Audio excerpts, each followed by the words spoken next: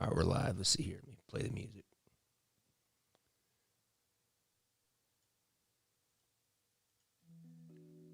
Yep. Okay. I think we're I love good. the music. Oh, yeah. I got to turn it up just a smidge.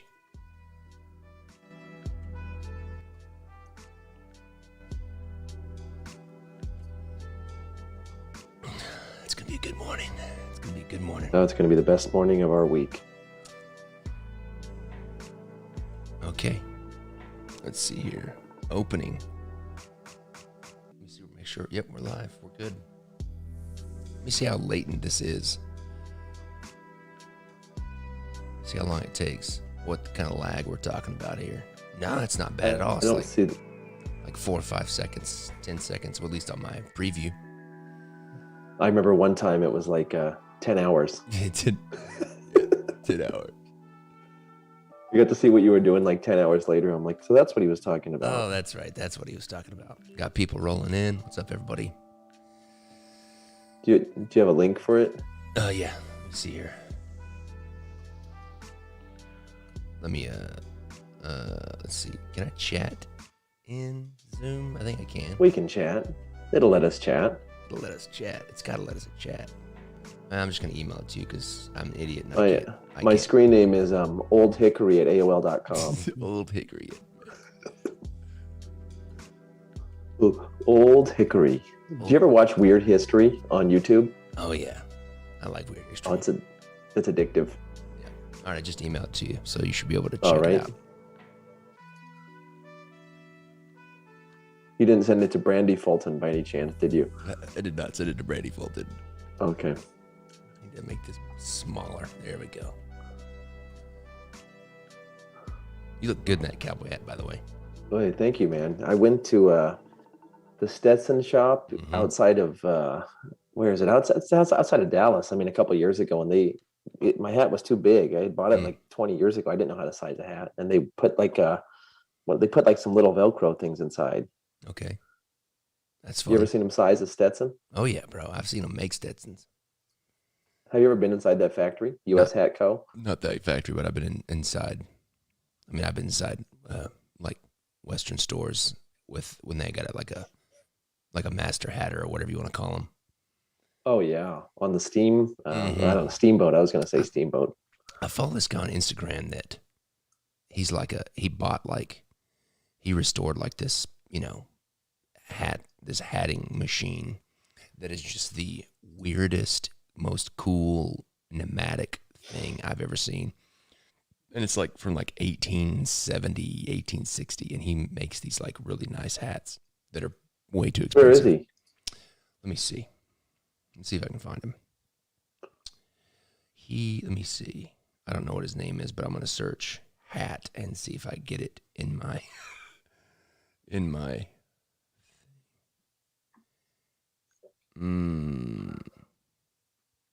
Hat guys. Yeah. But see, you have all that beautiful hair, Jackson. You already have nature's hat. Yes. I do have that going for me. Yeah, I don't know. Nature stole my hat. Is it Bowman? No. Yeah. His name, it's he's in Costa Mesa. Oh wow, that's where I'm from. It's a Bowman Hat Company. Is he like a hipster guy that found an old machine? Totally hipster. It's bowmanhats.com. Costa Mesa, California. I can't believe it. Costa Mesa, yeah, where I used to hang out. He's got all kinds of celebrities. It has he's got a picture of Jamie Foxx with his hat on. Oh wow, he's that's cool. He's the real deal, but he's like it's like super hipster. Super hipster. Yeah, that sounds like it's funny. When I was growing up in Costa Mesa, California, in our mall we had a Western store. I think Western stores were really popular in California, and it kind of had the same vibe as Scottsdale, Arizona. And we had a lot of Western stores, and then over time they just all went away. Yeah. Yep. So for everybody that's watching, did you get the link, by the way? I did. I'm looking at my So for everybody that's watching, all of our viewers, I turned down the latency to where we're pretty close. We're not live. You guys aren't watching it actually live, but we're about 5 or 10 seconds delayed, I think, which is normally way shorter than I usually do. I only do it longer delay regular because it's able to stream a higher quality image, and I do that, so people can see my images better. So whatever. It looks great. So hi, Katie Byrne. That's good. Yeah, she's one of the regulars. Oh, I remember Katie because I remember the name. Yeah, everybody in here right now is all of my DEO crew that are the regulars. Has anybody dropped off since you've been doing this? Have you had people that have disappeared? Yeah, of course. You always have those kind of people, but isn't that sad? For the most part, all the original, for the people that have been here since the beginning, in fact, they even had a really nice. We had a really nice 100th episode. We're on 110 right now, and they got me a bunch of really nice gifts and sent them to me, and it was really nice. We all had Isn't it amazing how you've been able to keep this going? Yeah, it's been great. It's been great. I've definitely had to well, it's not so much readjust my circadian rhythm, but because I don't go any sleep any earlier. But I know it's hard. It's more just me getting less sleep, which is probably not very good. So, you know what though? It's exciting. It's like when you're doing this, it's like my whole night is situated around it. So, were you excited last night? Oh yeah. I mean, I was talking to my kids about it. I was saying I got to wake up at 3 a.m. They're like, "Why would you be waking up at 3 a.m?" And I'm like, I got to do this exciting thing. I got to, redesign for the 10-year anniversary of Clip Joint. I got to work with Jackson on something. Mm-hmm. They're like, "Oh, that's cool, but aren't you going to be sad that you don't get to sleep long?" And it's kind of like, what's the point? Yeah, I mean, rather be doing this. Yeah. All right. Well, I got everything set up here. Let me turn this around. Let me go to this different thing here. I love the intro music too. It's exciting when you hear it. It sets you up. Yeah, it's like a Pavlovian thing. Yeah, your mouth starts watering and you want the dog treat. Yes. Well, we want the steak deck. Yeah, dude, that's just we're shipping it out today. We're past couple of days. Was it hard to source all the foam stuff and stickers? No, super easy. Let me turn this down just a little bit. All right, so can you see my screen? I sure can, Jackson. All right, so what I want to do, I opened this back up this morning, just kind of digested it again, got familiar with it. What I want to do is, I did too. What I want to do is, there's some things I want to change. So I have it in Photoshop right now, and I'm just going to sketch over it just to kind of get an idea of some of the changes that I wanted to do, some of the things I wanted to add. Is that cool? Oh yeah, and you know what, folks? Jackson, when he's in Photoshop, he's going to get into his zone. Where an illustrator, he gets into a mathematical wasteland. Yes, is what he would probably call it. I get into a mathematical wasteland where I want to break things. See, I'm an illustrator guy, and even some days I will be an illustrator, and I'll be like, I just want the damn corner pointy, and it'll give you that kind of limp-looking, like sausage. Yep. And you're like, I just want it straight. And then you'll look it up on YouTube and it'll be like, just use the anchor tool. I'm like, yeah, I've been doing that for about 2 hours. Exactly. Yeah. Oh yeah, I've been using the anchor tool since '87. It's still not working. Yeah, that's right.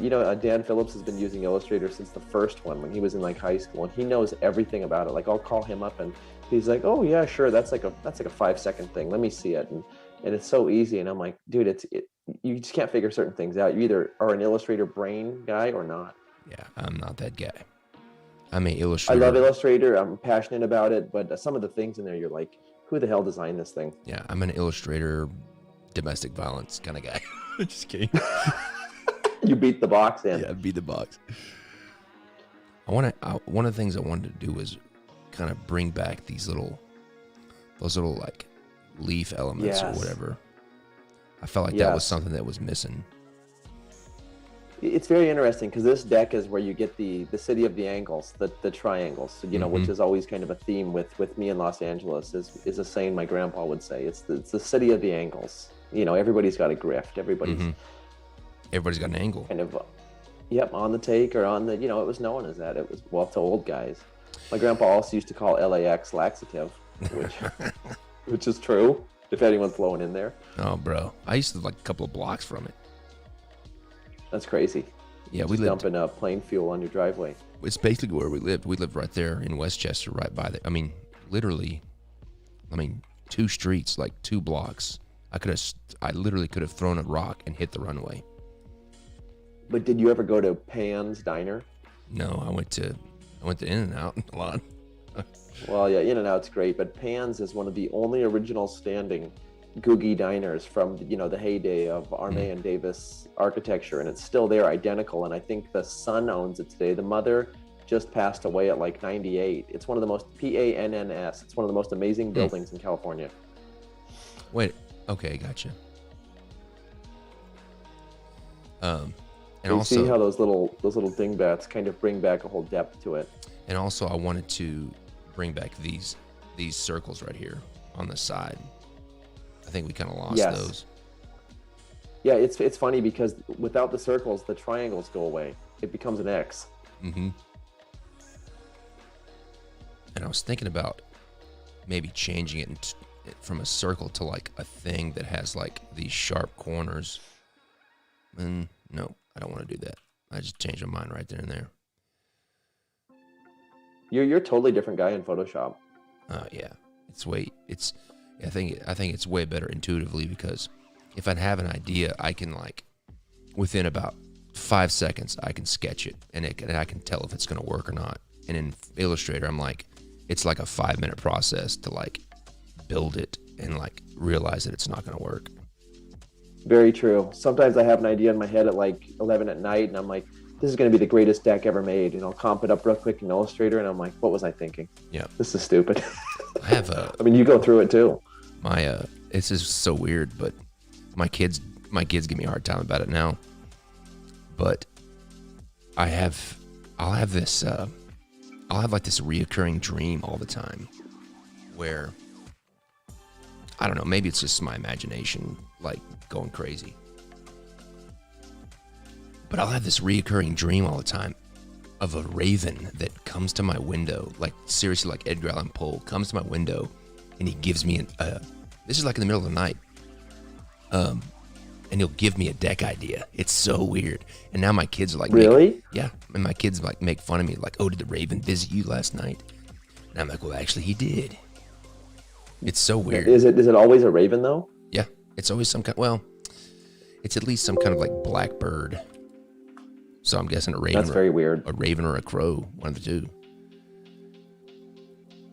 I love crows. I mean, in front of my old house in California, we used to have a crow's nest inside of there, and I used to go out every day at sunset and just watch them and photograph them. I love the birds. That's but I didn't know they never gave me a deck idea though. Yeah, they give me all kinds of. Now, do they talk though, or is it telepathic? No, it's all talk. I mean, they have a conversation with me. I don't know. So you have vivid dreams then? Oh, bro. Anytime, I don't know if I've ever told you this, but anytime I smoke meat, like brisket or something, I have meat mares. So it's the weirdest thing. It's like, without fail, if I smoke meat and eat smoked meat that night, I have the most visceral, horrifying dreams. Really? Yeah. And why is that? I don't know. I'm guessing it's something that, like, probably in the carcinogens of the smoke in the meat and stuff like that. But I'll have so weird. I'll have the most vivid dreams, and we call them like meat mares. That is one of the weirdest things I've ever heard in my life. So you notice it specifically when you do like a smoking session? It's only then. I mean, I'll have nightmares other times, but without fail, if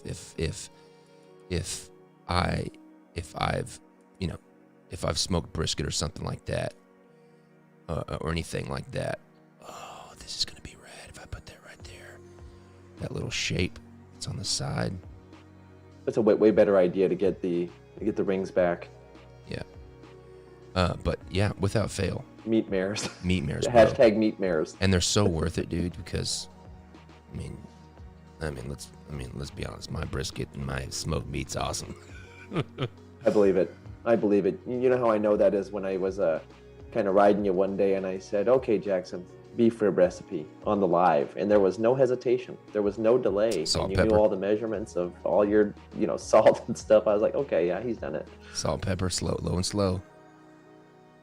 That's funny. I mean, it's funny that when you live in like Texas and you have great barbecue at your fingertips everywhere, and then you just don't go too much. No, I never go to a barbecue place here. That would be a horrible mistake, a horrible error. Have you heard of Tennessee barbecue? There's it's on the Kentucky border, I think, or no, it's Kentucky barbecue. It's on the Kentucky-Tennessee border, and they're famous for mutton barbecue that the Welsh and English brought over to Kentucky. Have you ever heard of that? But I'm not a very big. It's actually, I think, called Old Hickory Barbecue. Nice.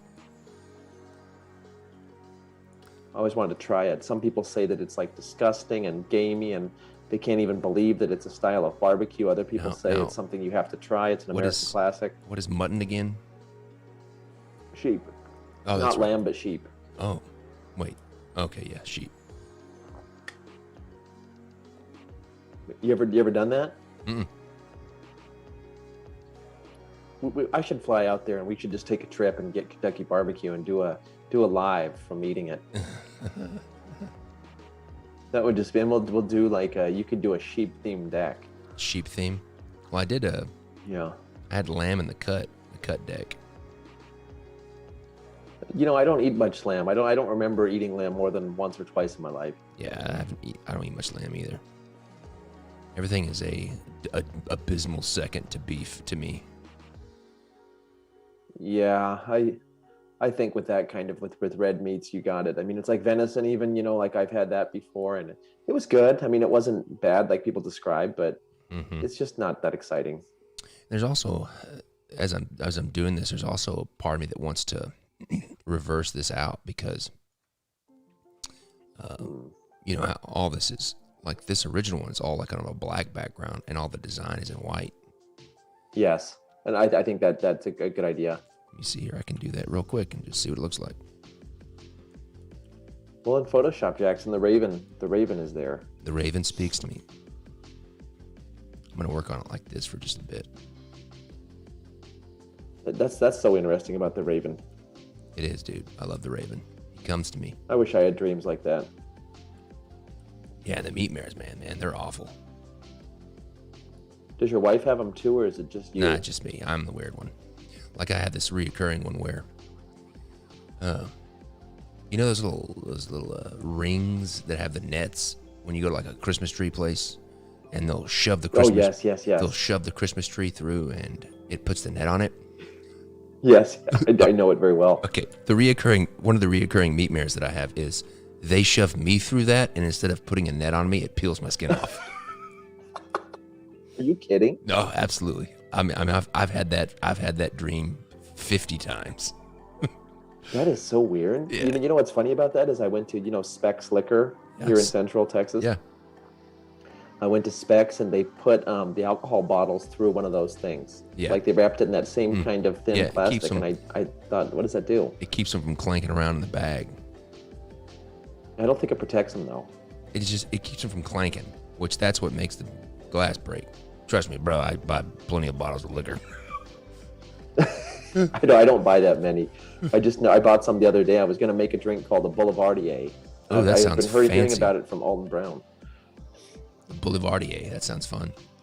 Have you had that? No, I haven't had that, but I had a drink in, and it's really the only time I've ever had it, and I've never really been able to recreate it, only just because I'm lazy and I haven't, taken the time to get all the right ingredients.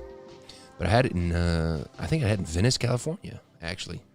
It was called the Trinidad Sour, and it's a relatively new drink, but I really like bitters, and it has a lot of bitters in it, and it's really good. I love bitters. Yeah, I'm already liking this a lot better. Yeah, this looks way better. It looks absolutely better. It has a more classic look to it. Yeah, that's what I really, that's why I love. Before we did this, I went through every deck you ever did, and I just thought your tally-ho decks, etc. I mean, all your decks are good, but the tally-ho ones, etc., like people will be looking at those in 50, 60, 70 years. I know you don't pre-plan it or sit like me and stare at your navel and think about it for 2 years, but I do like that. I mean, obviously, I like things that just kind of have a classic look. And remember last time we were doing this, we kind of came to the realization that this little centerpiece thing right here looks just like the quill of a fountain pen. Yes. Something else I was looking at was like with this design, you have like these kind of like two triangle shapes, and I think that they kind of compete with each other, because if you look at the original, you've got just the one strong one, but then you don't want to have it there. So what I'm gonna do is I'm gonna kind of take this top one out and bring back this little whatever that thing is. I call it a dingbat. The little dingbat leaf. I agree, and that shape for the thing we're calling the dingbat leaf is such a prominent shape in old playing cards. If you study like old spades or anything, like that shape is always in decorative borders. Yeah. I don't know what it's called. I don't know the origin of it. This is looking so freaking good, Jackson. It's called the It's called the L dingbat. It's called L dingbat. Yeah. The L dingbat. Called L dingbatto. Yeah. The L dingbat. Let's just double up the. Like El Bardo. Remember The Simpsons, El Bardo. Oh, God. Did you watch The Simpsons? Were you a fan of it? No, I didn't watch them that much. Oh, wow. I can't believe that. I was a big fan. I know. I was never able to watch when I was a kid, and so I didn't get hooked on or anything like that. See, we've talked about it before, how prude you become when you're a parent. And I remember I had a Simpsons on like a couple months ago, and I was watching it, and I'm like, did they really just like say that and do that? Like, yeah, I was kind of shocked. I'm like, I got to turn it off. Well, I even feel like we've had this conversation before. We have, about different things for sure, like Gremlins, etc. But Simpsons was Sandlot. Kind of funny. Yes. What is this? Let me get this off here. I don't want this on over here. The music's great. You're great, Brad. Well, thank you, Jackson. I have a few people that would agree with you, and a few hundred that would disagree with you. Do you know your neighbors there in Tennessee? Yeah. His name is George. When they ask you what you do you explain it? Oh yeah, I've had George over for like a 5-stack, that board game that I made. We had a 5-stack party. He came over and we had. Oh really? Yeah, we had fun. Do you get the same reaction I do when people say, "What do you mean playing cards?" Oh, bro. Yeah. Oh yeah. You what do you mean? You decide like. What do you mean, like playing like baseball cards? No, playing cards like poker. It's funny too. Like people only know bicycle. Like that's the only deck in the whole game. Like I'm like, you ever seen Tally Ho? They're like, no, bicycle.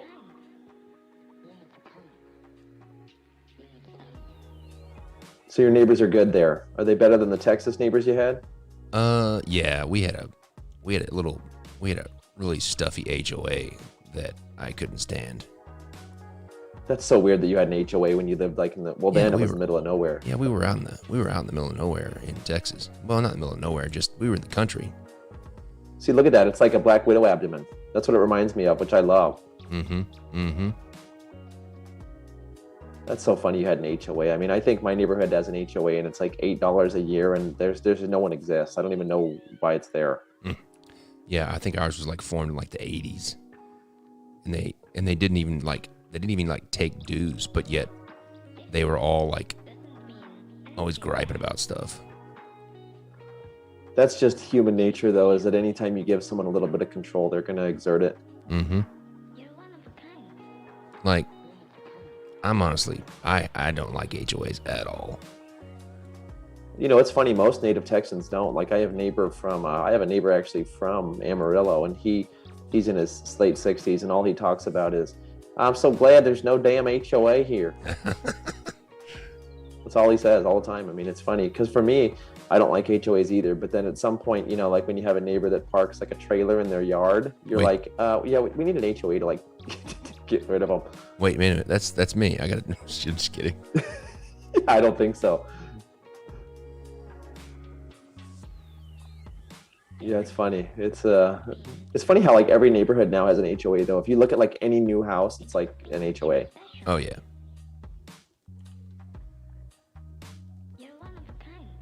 So you're happy in Tennessee then? You're still stoked out on living there? Oh yeah, we just I mean, we're here for a good while now because I just closed on the land for our building that we're building. What the heck? I didn't know about this. Yeah, Kings Wild HQ, bro. Wait. You're building a headquarters. Yeah. We've talked about this. Are you, no, you didn't tell me about the headquarters. You told me you were renting one. I had no idea that you were building one. Oh yeah, I'm renting one now, and I just bought the land. I bought the land last Thursday. Congratulations. That's amazing. We closed on it, and I actually have a meeting with the architect pretty soon to like sign off on the final plans. Yeah, bro. Are you kidding? Yeah, it's 21,000 square feet. What the heck? 21,000 square feet? Mm-hmm. We got about a 5,000 square foot production area where it's nothing but where we're gonna make the cards, our new cellophane machine that gets delivered in about 30 days. Oh my goodness. We're gonna have a whole warehouse thing where we're gonna do shipping and fulfillment, and we have an office space above the production area that's like our creative suites where we have like a video recording studio where we're gonna start doing like a weekly show, and then we have a podcast room. I've got an office there. We have 2 or 3 other offices for other people. We got like a conference room thing that overlooks like the warehouse, and then the other half of the building is it's a gym, like it's a place where my crew and we can all like work out together and be healthy so we can be more productive. And Are you kidding? It's got 2 locker rooms, a girl and a guy's locker room with like showers and lockers and stuff. And we're actually gonna open up a CrossFit gym.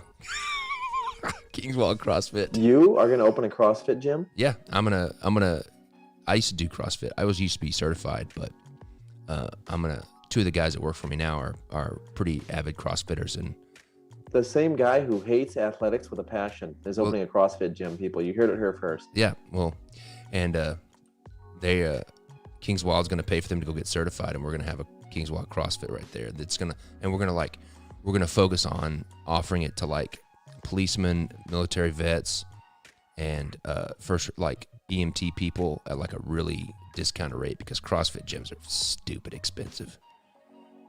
I had no idea. But then it's mainly there for my crew, the people that work for me, to work out so we can all be healthy and be more productive. That's absolutely amazing. And for everybody out there that's listening, Jackson has offered me a Fulton office at the Kings Wild, but I don't know if I can go now if there's a locker room. I don't want to smell that. No, the locker room's in a different part of the building. I'm totally joking. Yeah, exactly. I always remember the Monsters Inc. ride at Disneyland where you go through the locker room and it has that smell. Oh. But yeah. You ever remember that? I've never been to them. I never read the Monster Inc. ride. Oh, it's freaking amazing. Like you go through the sushi restaurant and it smells like ginger, and the locker room smells just like wet towels. That's funny. That's really cool about your warehouse. I mean, I had no idea. You couldn't have done that in Texas, I don't think. No. But yeah, it should be finished by the end of the year. We're super stoked. It's going to be all concrete then? The concrete pad, and it's like a metal building, and all the interiors. Oh, that's so cool. All the interior steel structures, so it's a lot cheaper. Let me save this before we start talking anymore. Let's see here. That looks so good. I mean, it's just funny that like you must have been raving because like some of the things I was looking at this morning, when I was refreshing myself on this, I was like, yeah, maybe we should bring kind of more of the triangles back. It's kind of lost in this, and it's just everything that you've said. It's just interesting. Let's see.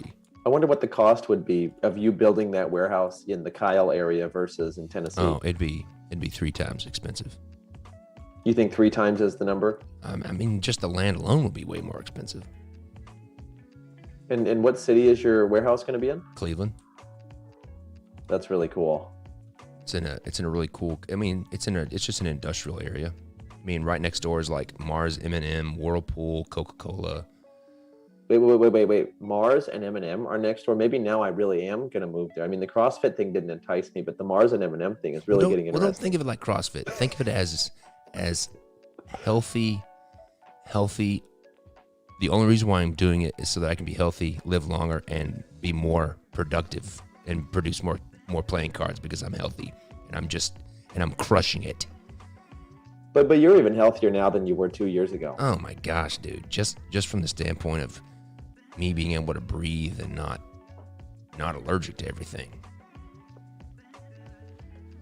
I've never had allergies in my life. And like 3 months ago, my daughters are in softball, and I was going to the softball tournament, and I just felt like I had like a massive cold. I don't really get sick very much, and I thought like I had a cold, and it was like a 4-day pollen kind of thing. And I've never had that before in my life until I live in like Central Texas, and it was just a couple times. I'm not like an allergy guy like you are, unfortunately, but it was awful. It was Yes. just like you felt like you were getting sick, and then you weren't. Mm-hmm. So there's the film Noir Blinds. Mm-hmm. I'm very proud of you. I mean, that's amazing. It's amazing though for somebody who's been in the card industry, like me since the beginning, and to see that someone can come out, do a Kickstarter deck, the Federal 52s, and then has enough drive and intelligence and talent to go this far and be building a freaking headquarters. I mean, it's unbelievable. That would have been a joke if you would have told me that 10 years ago. We would have all laughed. Yeah, it's crazy, and we're all I don't know if Not laughed at you. We would have laughed together, like, oh, that'll be the day. right, and we're also gonna, because I have more people, because I'm not doing it all myself now because I can't do all that stuff myself. One of the things we're doing is because we're going to have the machinery and also the warehouse space, we're going to give the Buck twins a little run for their money, and we're going to start offering our fulfillment services and deck production services to other people. Oh, wow. That's a new thing. Mm-hmm. Like if you want to But deck. I think with playing cards now, though, it's everyone's kind of becoming more specialized, just like in baseball, where you're having a relief pitcher come in for an inning. Like I think that, when you look at Art of Play, you look at Theory 11, you look at you, totally different. Everyone is so different. Yeah. I agree with that for sure. It's even funny, because like you look at Theory 11 seems to be going more into licensing and big name and Marvel and stuff like that, and that seems to be their deal. Art of Play is more I would say art driven. I would say more fine art and this driven, and then you're just kind of your own thing, and it's all Jackson all the time, and then now you're going to start kind of courting other people. It's interesting. Yeah, I already like this a lot better. It has a lot of the original feel to it.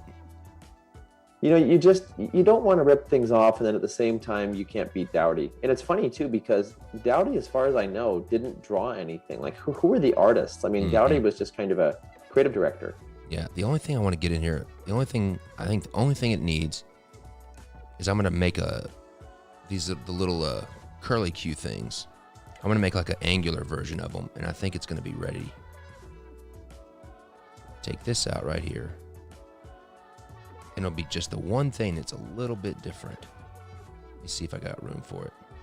It's funny too, because these are kind of like the elements of the original clip joint. If you look at the corners, it was supposed to be kind of like wrought iron, work, from clip joint, and this is kind of like the same kind of feeling for the dingbats, in a way. Mm-hmm.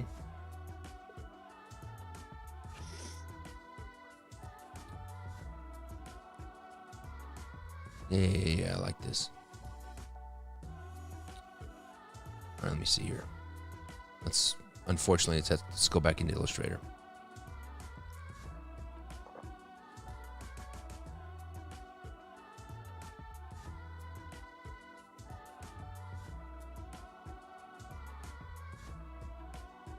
It's funny, Dan Buck and I were looking at a deck yesterday that Dan Phillips had actually helped us proof it.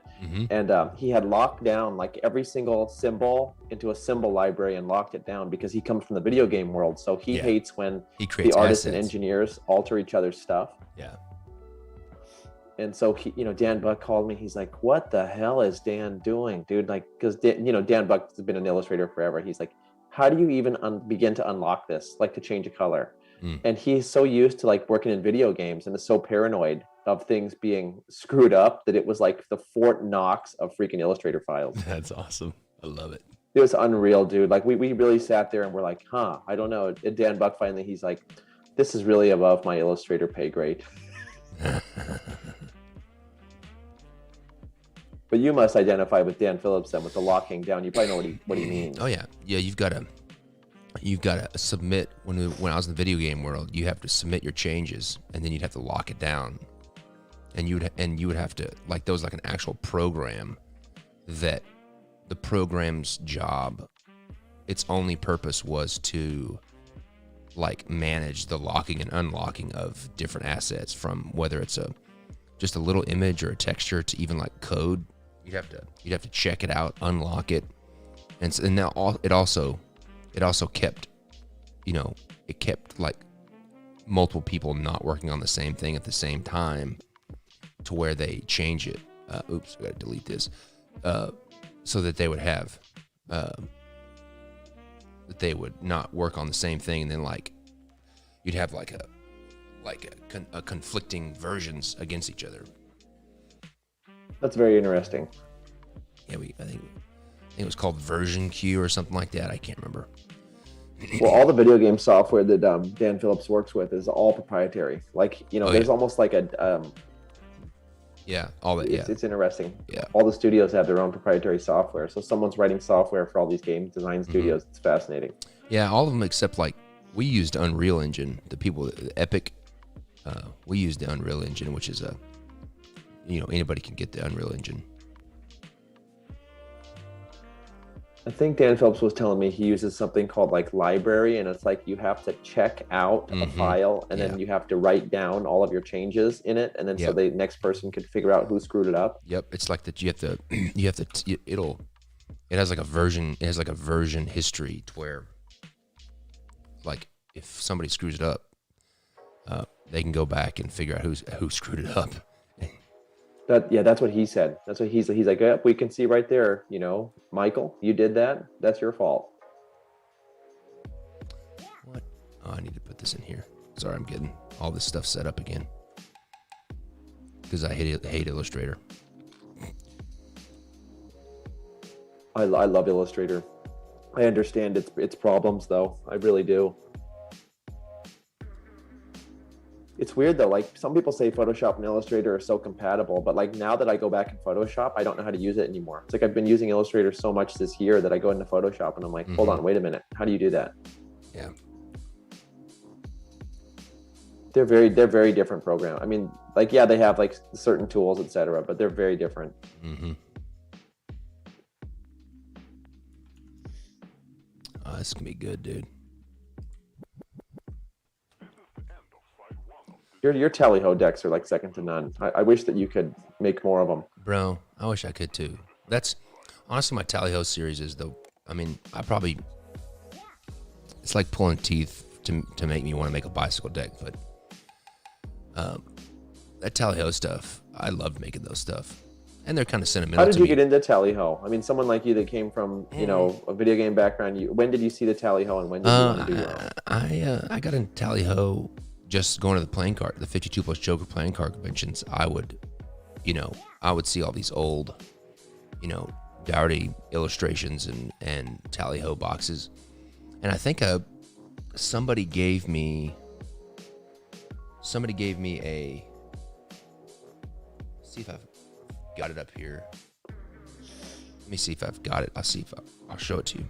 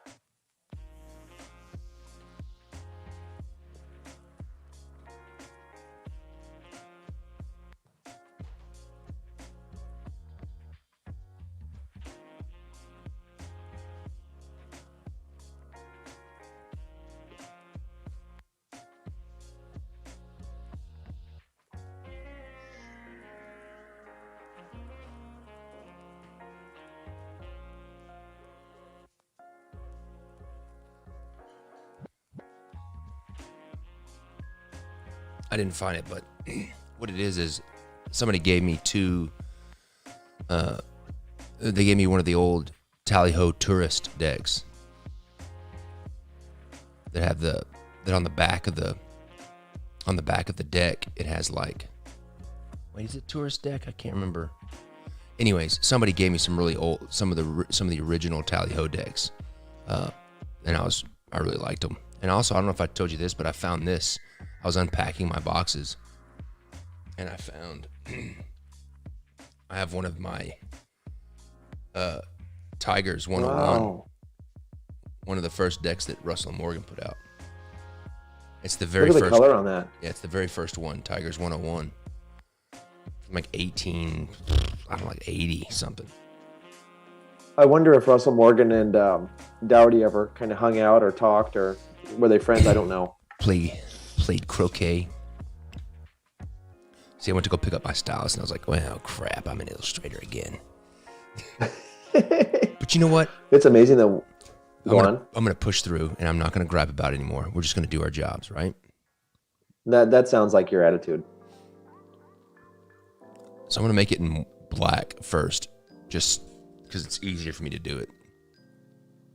But we've seen it here, and I think it's good reversed out like this.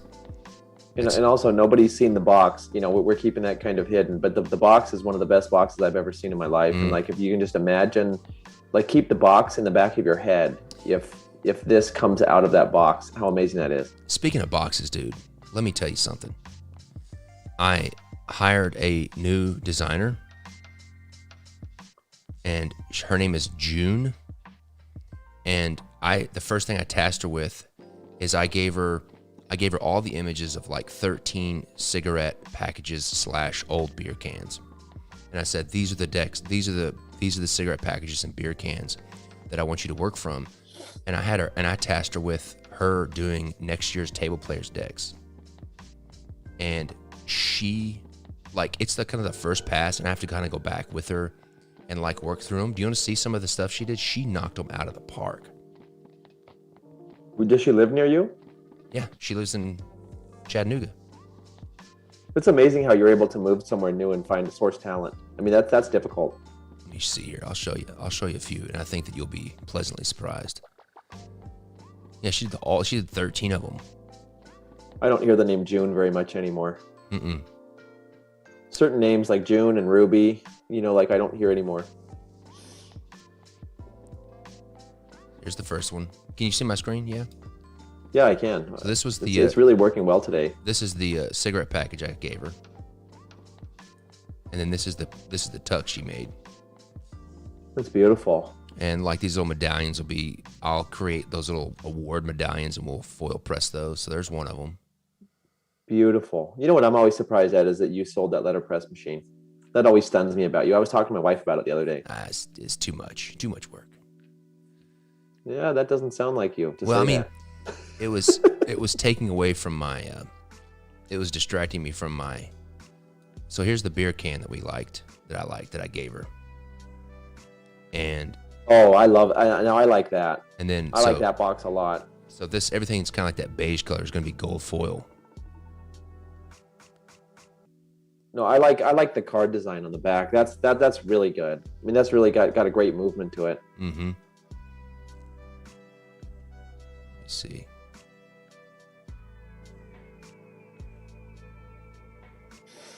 Really like that. June, you did a great job. I'm sure you're asleep, but fantastic. Let's see here.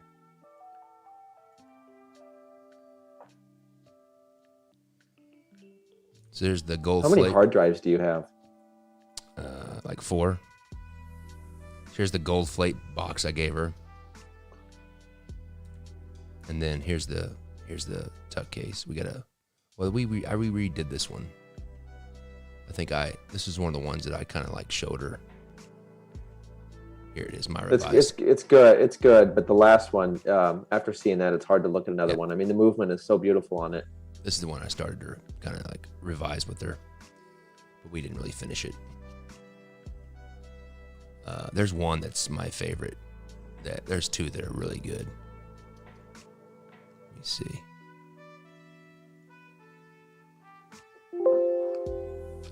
I like this one.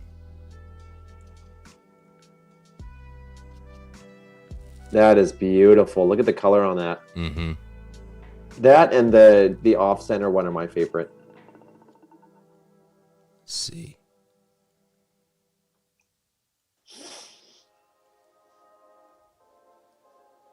This is one of my favorites right here. So here's the old beer can that I gave her. And then we revised. What the heck kind of name is that?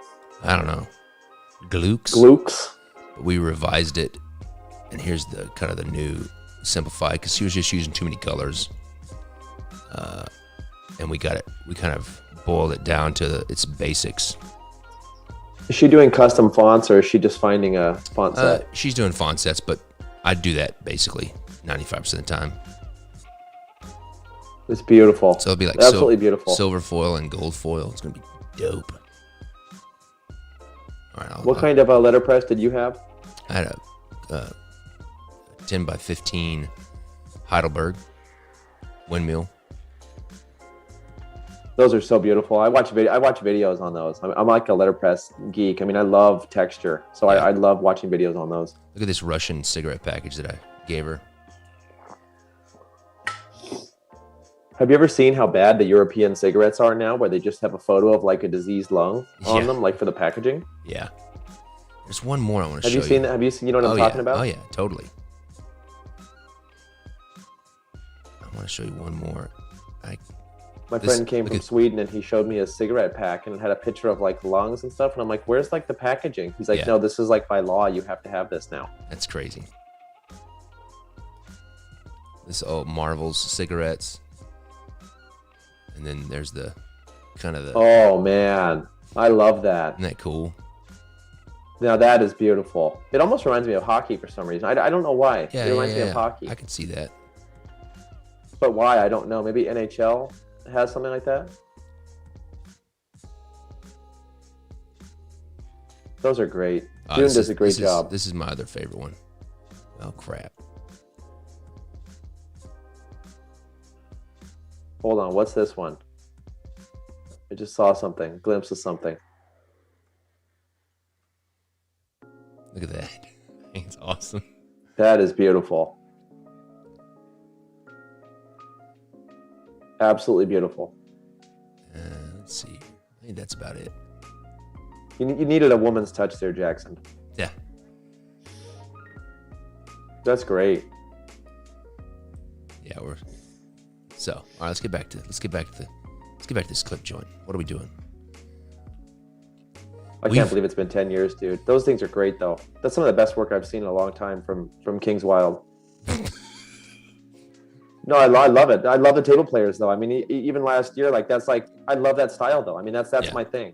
Yeah, we're gonna go from 12. We're gonna go from 6 decks a year to 12. Hold on, Jackson. I'm ending subscriptions, Brad. I can't do all this work. Wait, I'm doubling subscriptions. I need more work. Well, I'm cutting down. Well, the thing about it is June's designing those, and I'm kind of art directing it, and then I'm going down from 12 to 6 of the King's Wild shorts, and we're going to change it into what's called the number 13 club. That's so cool. Oh, I love the number 13. My mom is 13. My wife is 13. Your wife's 13? My mom was born on Friday the 13th, January 13th, 1950. Oh, nice. It's looking so much better. Oh, yeah. I'm so excited to see this printed. I mean, like the box alone, like when people see the boxes and the versions of boxes, it's gonna blow their mind for this. I mean, I think it's some of the most innovative packaging of all ever made in cards.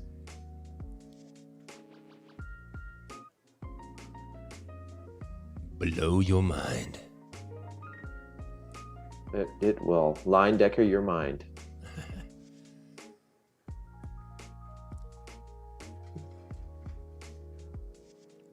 I was telling Jackson before we, started that I just got back from New Orleans, and it was I went to an antique store there called MS Rao, and it's an amazing store. And they had like Napoleon's foot bath, and they had an original Rockwell in there that was unreal in person.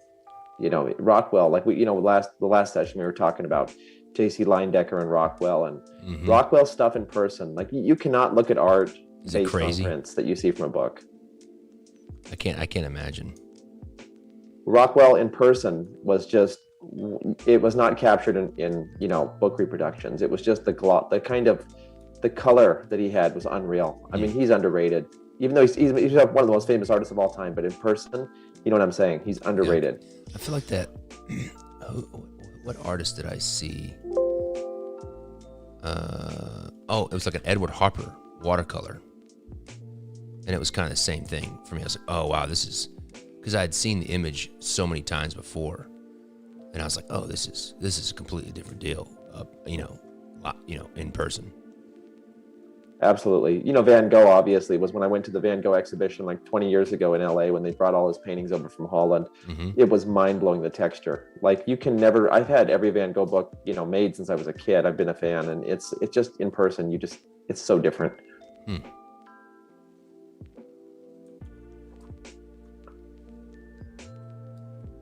The only thing one thing I like about Photoshop Illustrator that Photoshop can't do is, like, I can't put like reference images over here on the side off the canvas. You can't do that in Photoshop.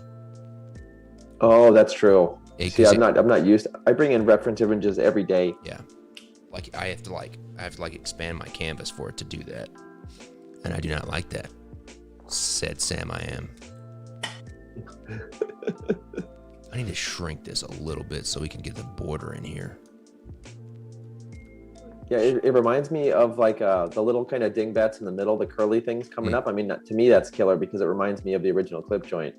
If you look back at the original clip joint, kind of the borders. Mm-hmm. Let me see here. Turn this off for just a second. This deck needs a lot of negative space to have it breathe as well.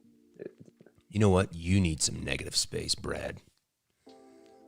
Well, I just go to Los Angeles and I get a lot of negative space. There we go. There it is. So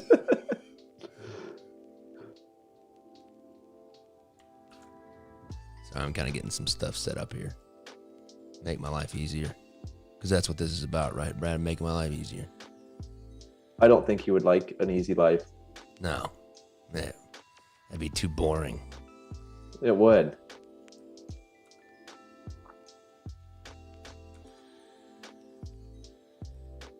I was telling my kids last night your corn dog story, and they were like horrified. I mean, they were like, "What?" I'm like, never eating a corn dog. They were super tripped out.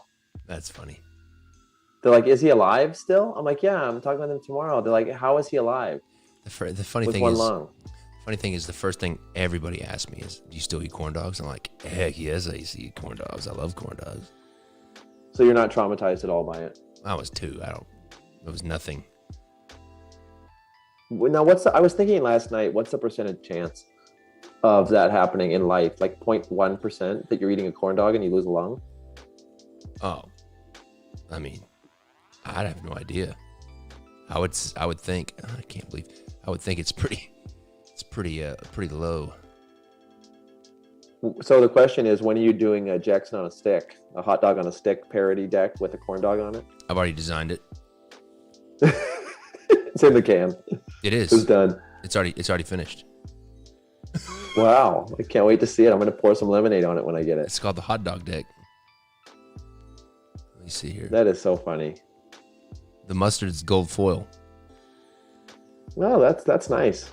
I remember when we first had our daughter, we were taking her to this doctor. She's a really cool doctor, Dr. Kozak, and she was saying that, she said, just don't feed your kid a lot of hot dogs, and that I see a lot of kids come in here and they have a lot of health problems, and then the parents are like, yeah, we feed them hot dogs all the time. And she's like, we have kids that are eating hot dogs like 3 to 4 times a day. See? You weren't kidding. Hot diggity dog. Called the Wiener Yak. Yeah. It's like a craft brown paper. It's gonna be awesome and the mustard squeege is the gold foil. That's hilarious. Let me do this again because I was stupid and deleted it. I'm blown away by your factory idea, or your headquarters you're building. That is freaking awesome. You should come and check it out. You could have a little office. You could have a little office there, I'm going to take you up on it. I'm going to go. It'd be so funny. Did you ever see the movie Romeo and Michelle's? No. High School Reunion? why has no one seen that movie? It's like it's one of the greatest movies ever made. Romeo and Michelle's high school reunion. It's so funny. But there's like they go back to their high school reunion, and well, I can't talk about it now. You haven't seen it. Oh, you wanna? Watch the movie one day. When you have an hour and a half of your life, it will change your life. It'll make you laugh.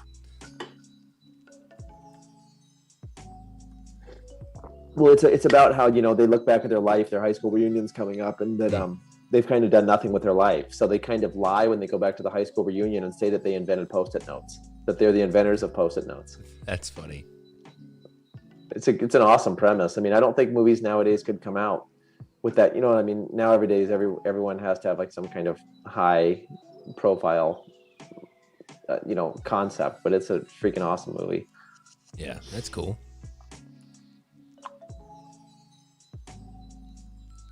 It's funny. Someone at the reunion's like, "You didn't invent Post-its. 3M invented Post-its. I used to work with the engineer who did it." And they're like, "Oh no, our cover's blown." That's funny.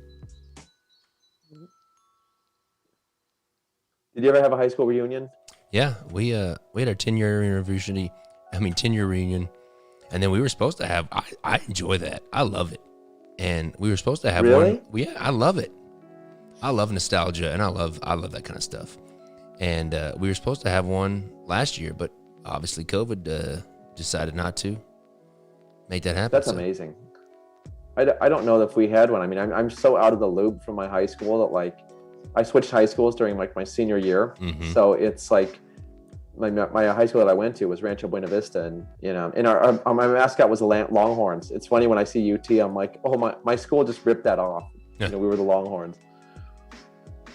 See, and, I don't know that I'd go. This is why I don't like Illustrator. Like, just for some reason, like it's decided not to snap to vertices. And I can go, you know, I can snap to point, and like I have snap to point on, but I can't snap. Guides, smart guides on, snap to guide. Everything. And it won't let me snap to a point. It's ridiculous. I hate you, Illustrator. Well, there's a lot more pre-planned thinking involved. Like sometimes, like the other day, I was trying to draw something with the pen tool, and then it was deleting every anchor point. And I'm like looking it up for like an hour. And then someone's like, oh, go to preferences and turn off auto delete next anchor point. And I'm like, why would you ever have that turned on? Like it was just a setting, it was turned on. So every time I would like reconnect the line, it would delete the original anchor point. Ugh, so annoying. I mean, I'll find my, see, I'm not going to do it, Brad. See, I told you I was going to gripe about Illustrator, and I'm griping about Illustrator again.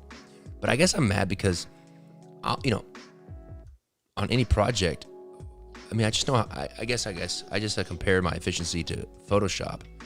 And like, if I'm working on this thing, like, I'll waste an hour and a half total time or whatever, say like an hour of just me fiddling, trying to figure something out when I could have that hour back to design. I agree. I had this discussion with my wife yesterday, like where I was up at 4 a.m, 4 till 8 till like the kids came up. And my wife's like, well, what did you get done? And I was doing this box in Illustrator, and I'm like, I literally sat here for 3 hours thinking I might as well be playing video games. Like I seriously wasted 3 hours trying to figure out how to do something. And in the last hour, of course, I got it done. Yeah. But I still think about 3 hours just thrown in the trash.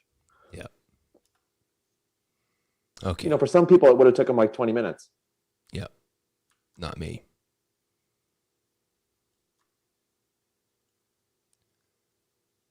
But I'm going to stop having my negative attitude for another 2 minutes, and then I'll go back to having That's why you're building a headquarters. That's right. It's true.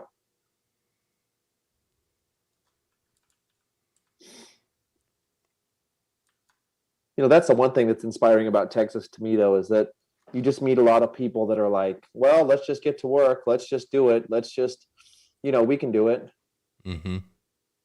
It's interesting for me just coming to a different culture, you know, because I'm probably more aware than like you were because you're from here. So it's, you know, was just secondary. But when you come here, it's such a difference of culture, you know, with the Texans that, oh, we can do it. Let's do it. Let's try it. We got our music going again here. I love that music. Yeah, and the people in the chat are making fun of me because I spent like 3 hours on a little bead that was on one of the Alice in Wonderland cards that was just like this bead that held a ribbon for the bottle that said drink me. It's okay. but it totally turned out awesome. That card's dope. That's the thing, is that you never know when you're going to turn the corner either. Like yesterday, like I'm saying, I wasted 3 hours, but then when I turned the corner, I was like, oh, okay, this is great. Yeah, because you just got to stick with it. Yeah, because I mean, it's kind of it's kind of one of those things of like, I could be working on this, but then, I'm kind of struggling with it, trying to get back into it, but it could click and I could start, hitting it and go through it really fast. But I have such wonderful, meaningful conversations with Mr. Fulton here that it's so worth sometimes the distraction. Well, it's fun. Now, what's your thought process on this? I'm just trying to create that stupid shape that I could have just drawn in Photoshop. Yeah, you always wonder like why you wouldn't just keep drawing it in Photoshop though. I could. I could go back and finish this I could finish this by That's 7. cool. I could finish this by 7 o'clock. I know you could. I know. I might just do it. I may just do it. It doesn't really matter anyways, because it's gonna look old and vintage anyways. We should have one like dingbat element from the original clip joint on this. Somewhere we should hide. What's that? Well, don't you think that's what this little top thing is? Or kind of in these little things over here? Yeah, yes and no. You know what? Screw this. Well, we'll see when it's done. When it's done, we'll see. We'll alter one line to look at just like one of the iron gate things. Just one line. Yeah. Like when you make sourdough and you keep the starter. Mm-hmm. It's a different loaf of bread, but you got the starter. Yeah. Let me see here. What's our image size here? Now that was the greatest California invention, wasn't it? Was the mass production of sourdough bread. That's the most, that and In-N-Out. All right, let me see here. Let me go. I need to open this up. Open. We're gonna do this, and we're gonna destroy this playing card in Photoshop, and we're gonna do it really fast, and it's gonna be awesome. Yes, we're gonna be like the Marines. When you absolutely need everything destroyed, call them in. Yes, I'm done fooling around with Illustrator, and we're gonna make this happen.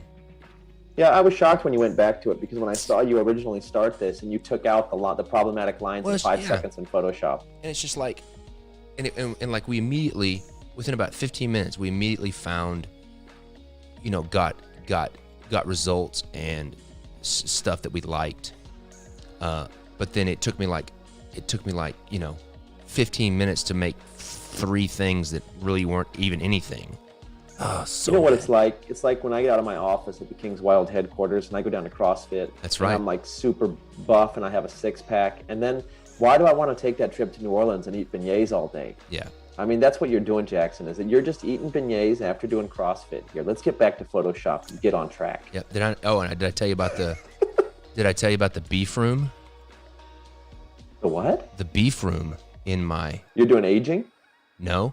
So I have a local family that's in our homeschool group, and they own they raise beef cattle. What the heck? Yeah, it's called Thousand Hills Family Farms, and I become friends with them, and we buy. I've bought a cow from them before. When I say buy a cow, I mean like bought the meat. Yes. And I've worked a deal with them that in the front of our building, I forgot to tell you this, but in the front of our building, there's a coffee shop, King's Wild Coffee Shop, in the front.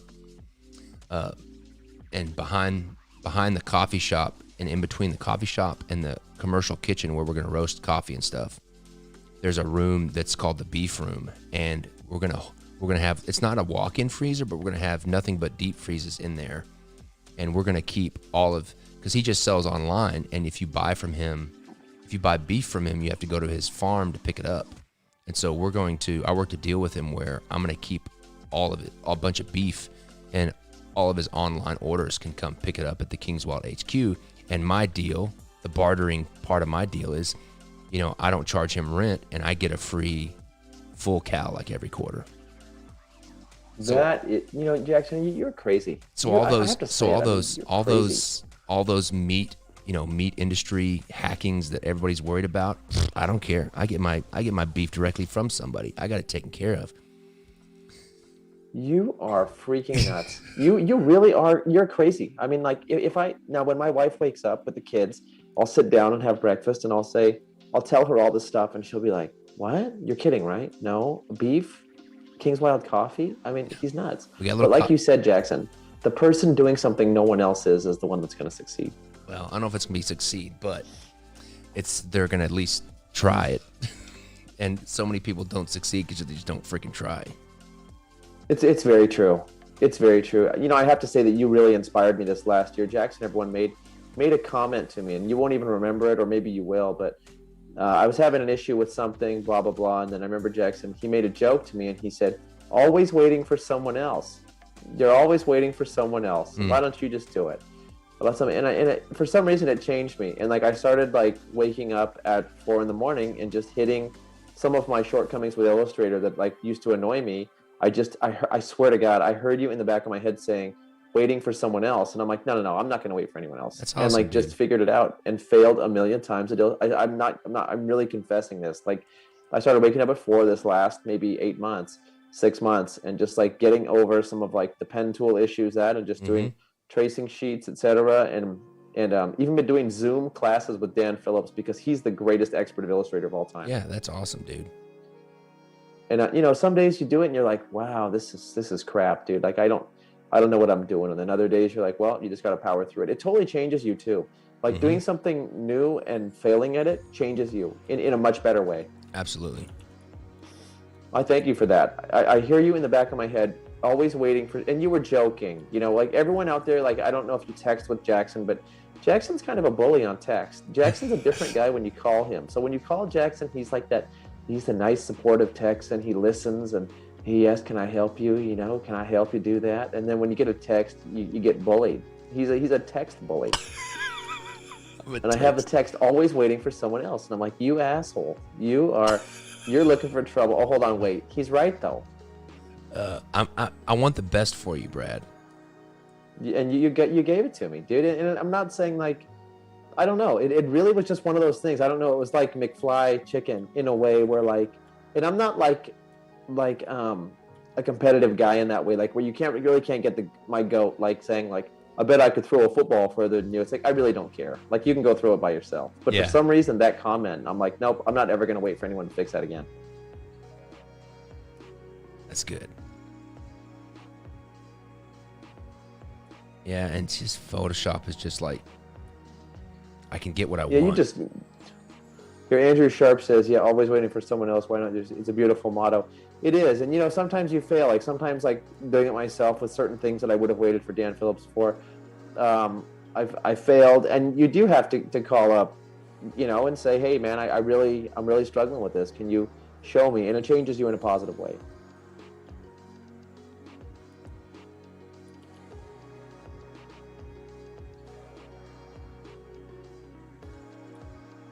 And I differ from Jackson in the way where Jackson, I think, believes that hard work, anyone can do something or this. I don't believe that. I believe people are born with talent and they can increase it or decrease it through work. I don't believe that anyone can do anything. I talked about this for like an hour yesterday on my yesterday morning's live.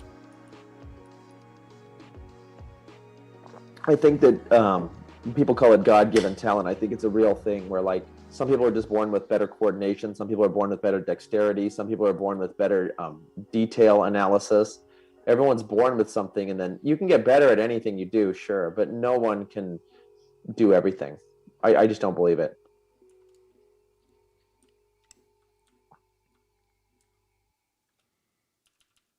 Like, look at Elvis, you know, or whatever. It's like to say that, you know, you could just be sitting there working hard in Tupelo, Mississippi, and you know you're going to get. There's so many different elements. There's like luck. There's serendipity. There's just nature. What you're born with, kind of your destiny. I love that you're like basically saying the opposite of everything I was talking about yesterday, because we were talking about luck and opportunity.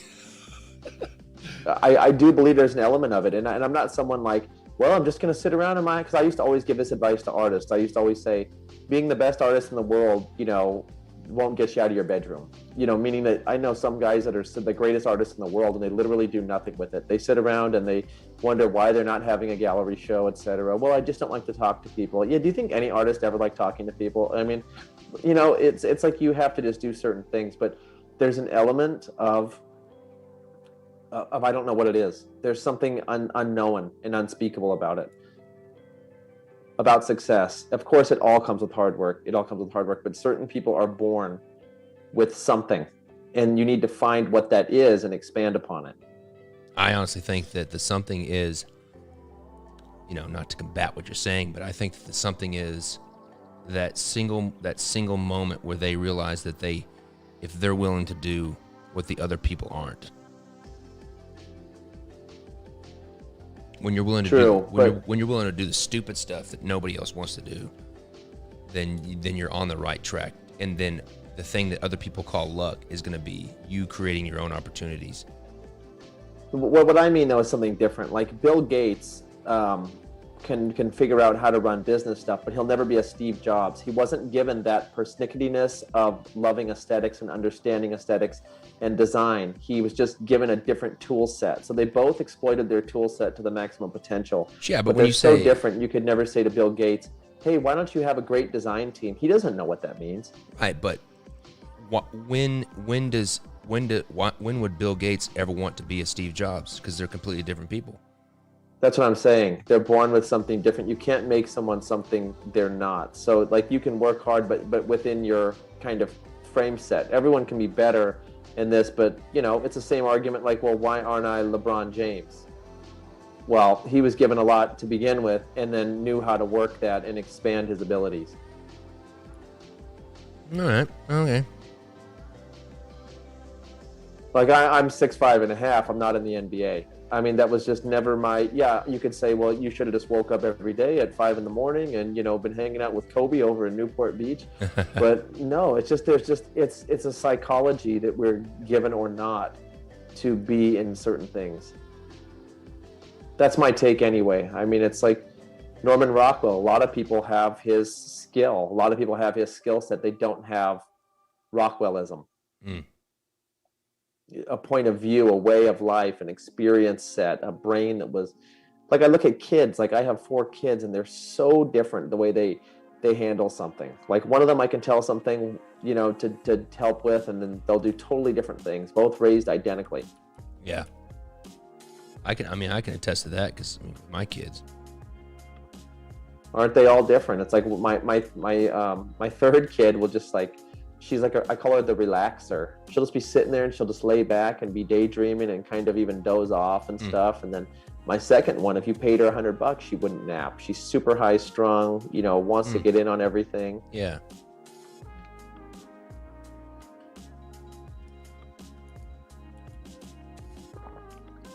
Jackson's in the zone, everybody. Yeah, back in Photoshop where it happens. Yeah, you just stay in Photoshop, Jackson. It's okay. We know that it's a superior platform for Jacksoning. Yeah, it's like that. Jackson is changing lives, Chris O'Neill. Whether you love him or hate him, Jackson's inspirational. I mean, that's all you can hope to be in life. I love those dingbat things. Like now that you got like the little end, they remind me almost of Landau bars on a hearse. Love that. Yep. This is now just killing. It's like a symbolic owl, Jackson. Just look at it. It's a great Californian horned owl there. Chris O'Neill. He's one of my DL crew right there. Chris, how Irish are you with the name O'Neill? Is it just like you're like 5% Irish because everybody's Irish, or are you a bona fide Irishman there?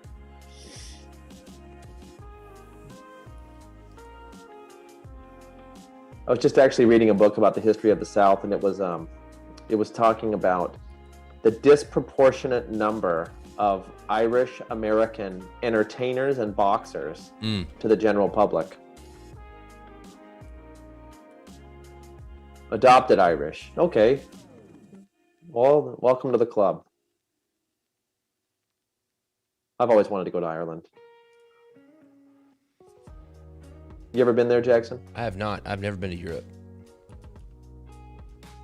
I've always wanted to go. Hopefully I can go in the future. I don't know. We'll see. I lived in London for a summer. Really? When I was 7 years old. Yeah, before my dad left the house. He's a high-profile engineer, and he was taken over to London for 6 months in the summer to help them with a project. So we moved over there in the summer. That's cool. They like rented a house for us and everything. It was cool. It was very cool.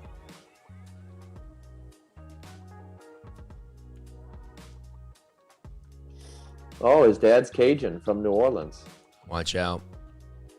New Orleans was a trip, man. I got to tell you, it was. I was not prepared for New Orleans in many ways.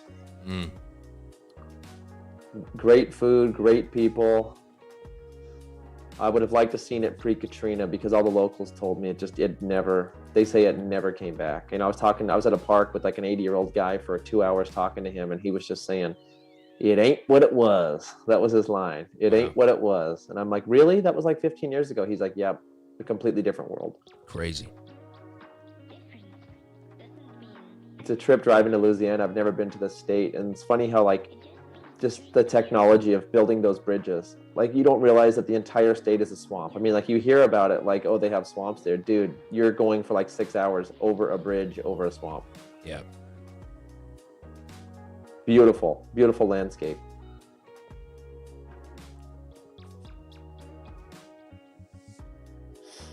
Yep, great culture in New Orleans. I was intrigued by the vampire bars in the French Quarter, and they were saying that they've had a vampire culture since the 1800s. I don't really know what that means because I believe if you ingest too much iron like that, you can die. So I don't really know if anyone was really into vampirism or just kind of the goth scene.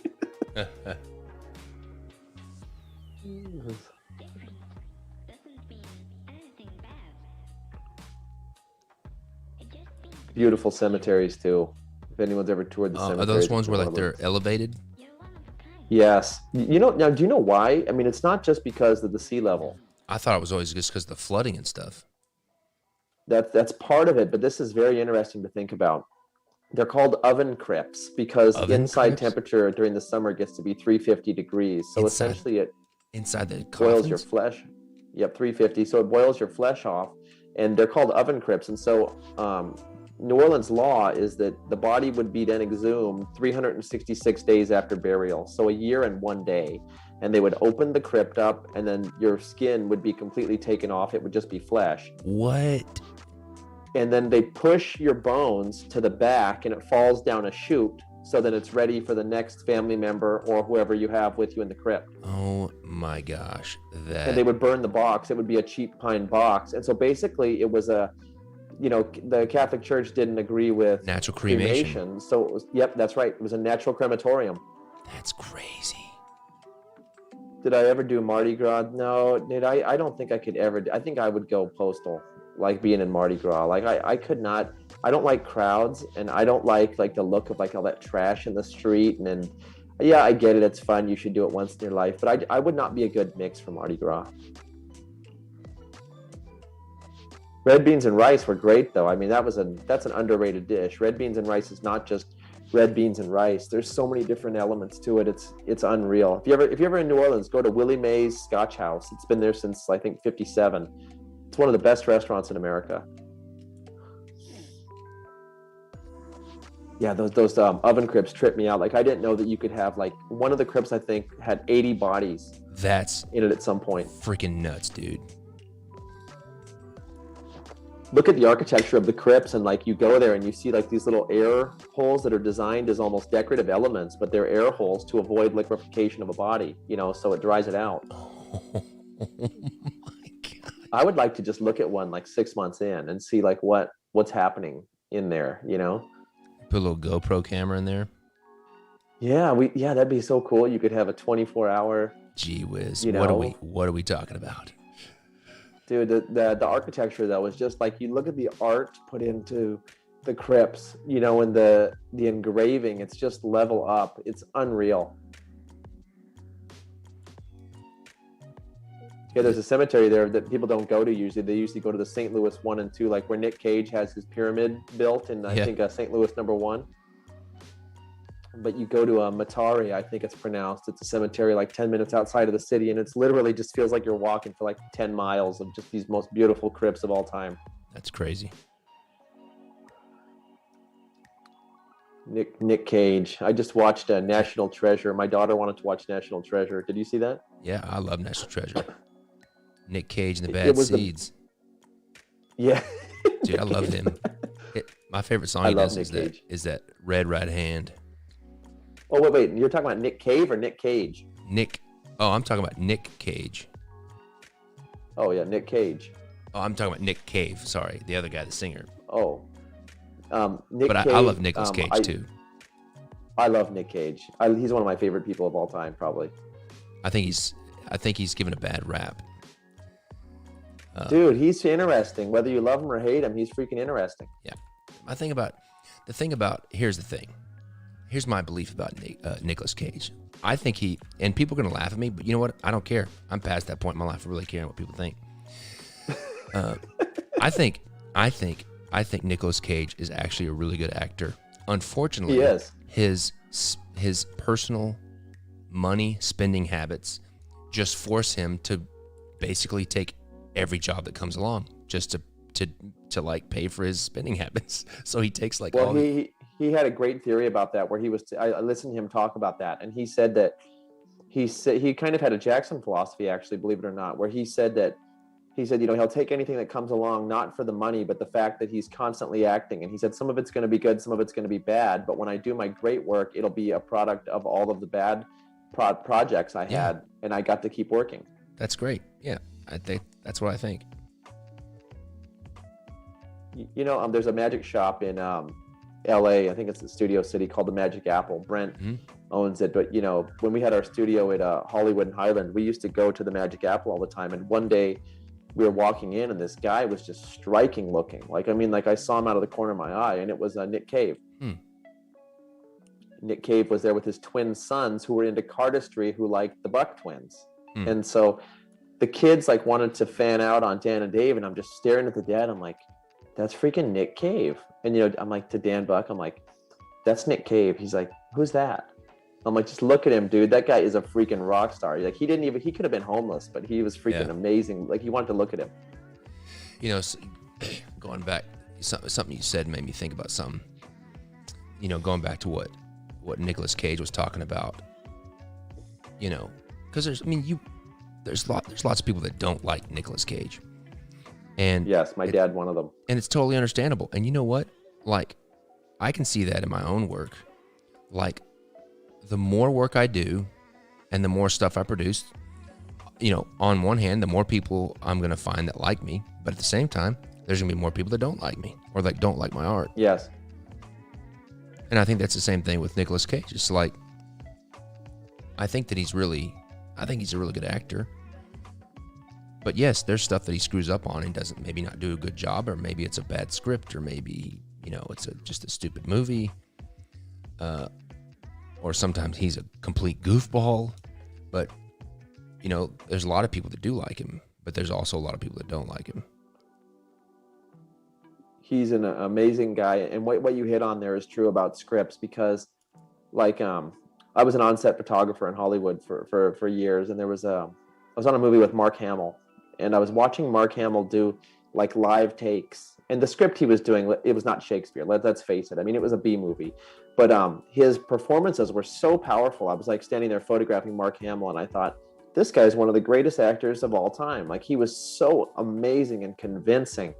And I was having a talk with Mark Hamill at lunch, and I was saying, I didn't want to insult him, but I'm just kind of blunt. And I said, now I know that Star Wars had the worst dialogue ever written in script history, because to watch you deliver even this live versus, the Star Wars stuff, he's like, yeah, I see where you're going. It's just true. It's sometimes it's so hard to deliver certain lines, because it's National Treasure has so many cheesy lines that I watched Jon Voight and Nick Cage in it, two great actors, and I'm like, man, how did you even deliver this line? It's just so stupid. Yeah.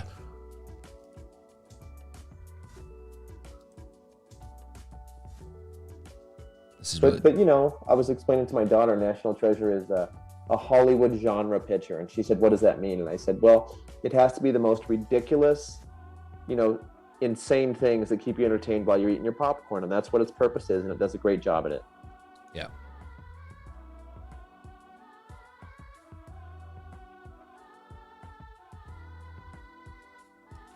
Bro, I'm really liking this bag design a lot.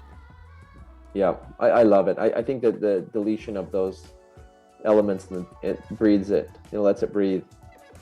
It's classic.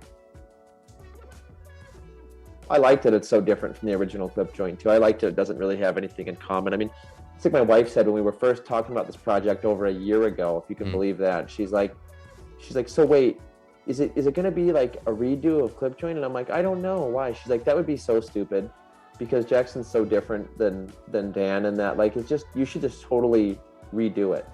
Like nothing similar because Jackson's so different. She's like, you're dealing with someone who's limitless.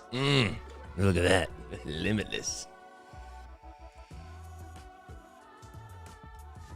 Not that Dan Phillips is limited. I'm not saying that, but just, it's a different mindset. Dan Phillips would drive you mental too, because he's more like me, where he's going to sit. Dan Phillips is way worse than me though, because I'll actually move on something. He will sit for 3 years and think about one move. Oof. You and him you would drive, or he would drive you nuts in that way. But I bet we would really like each other. Oh, absolutely. Absolutely. You would have the most respect for Dan Phillips probably out of anyone that you would meet. You would probably walk away saying that he was the smartest human being that you had ever talked to in your life, without ever. He's totally unpretentious. He's like just a regular Joe, but he's freaking so. And it's funny because Dan Phillips, I know his dad's a master mechanic. His dad owns the oldest family-owned mechanic shop in Oceanside, California, in San Diego County, actually, Bussey's Automotive. And Dan didn't walk, so he wasn't walking when he was like 2 years old. He would just crawl. And so they thought that he had developmental issues, and they took him to the doctor. And the doctor's like, no, he's totally mentally sound. He's, regular intelligence and stuff. And he just would not walk. He would just pull himself on the ground. And then one day he just started walking at like 2. And his dad said, that's Daniel. He sits for 2 years and he thinks about walking, and then he does it in 2 years. That's crazy. It's the opposite of you were probably walking when you came out like a giraffe. Like a giraffe. like a young calf.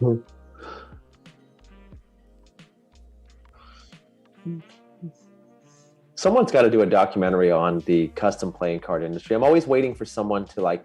I've had this conversation with Dan Buck. I'm like, well, this goes back to Jackson. Always waiting for someone. Like, I just probably need to do it. Like, there needs to be a documentary done about the custom playing card industry, and it needs to go from like David Blaine to D&D and me, and then you and Theory 11, and just everything, and be totally objective and just trace, and then like the boom of custom cards and Federal 52s, and then I want to see the numbers from Federal 52 to now from Kickstarter projects with cards.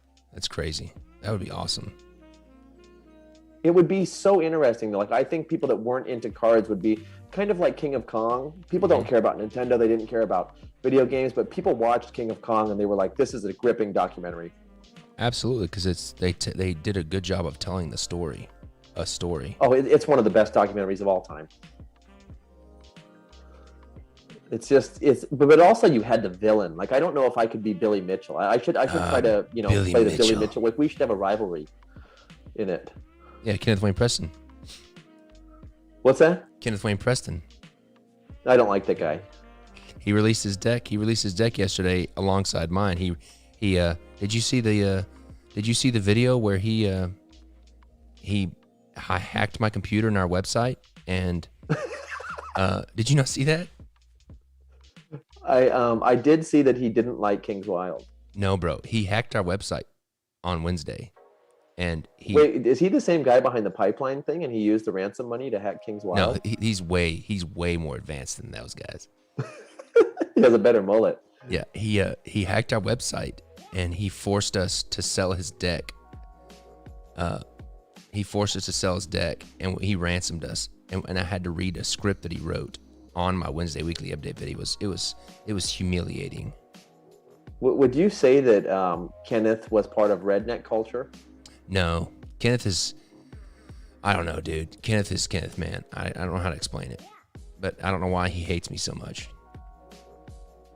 I can't believe you haven't seen that video. I saw a meme with him. All right, one second. I'm gonna just show you a quick I'm gonna show you like a 10-second clip where he takes over our Wednesday weekly update video. And I don't think that you're ready for this.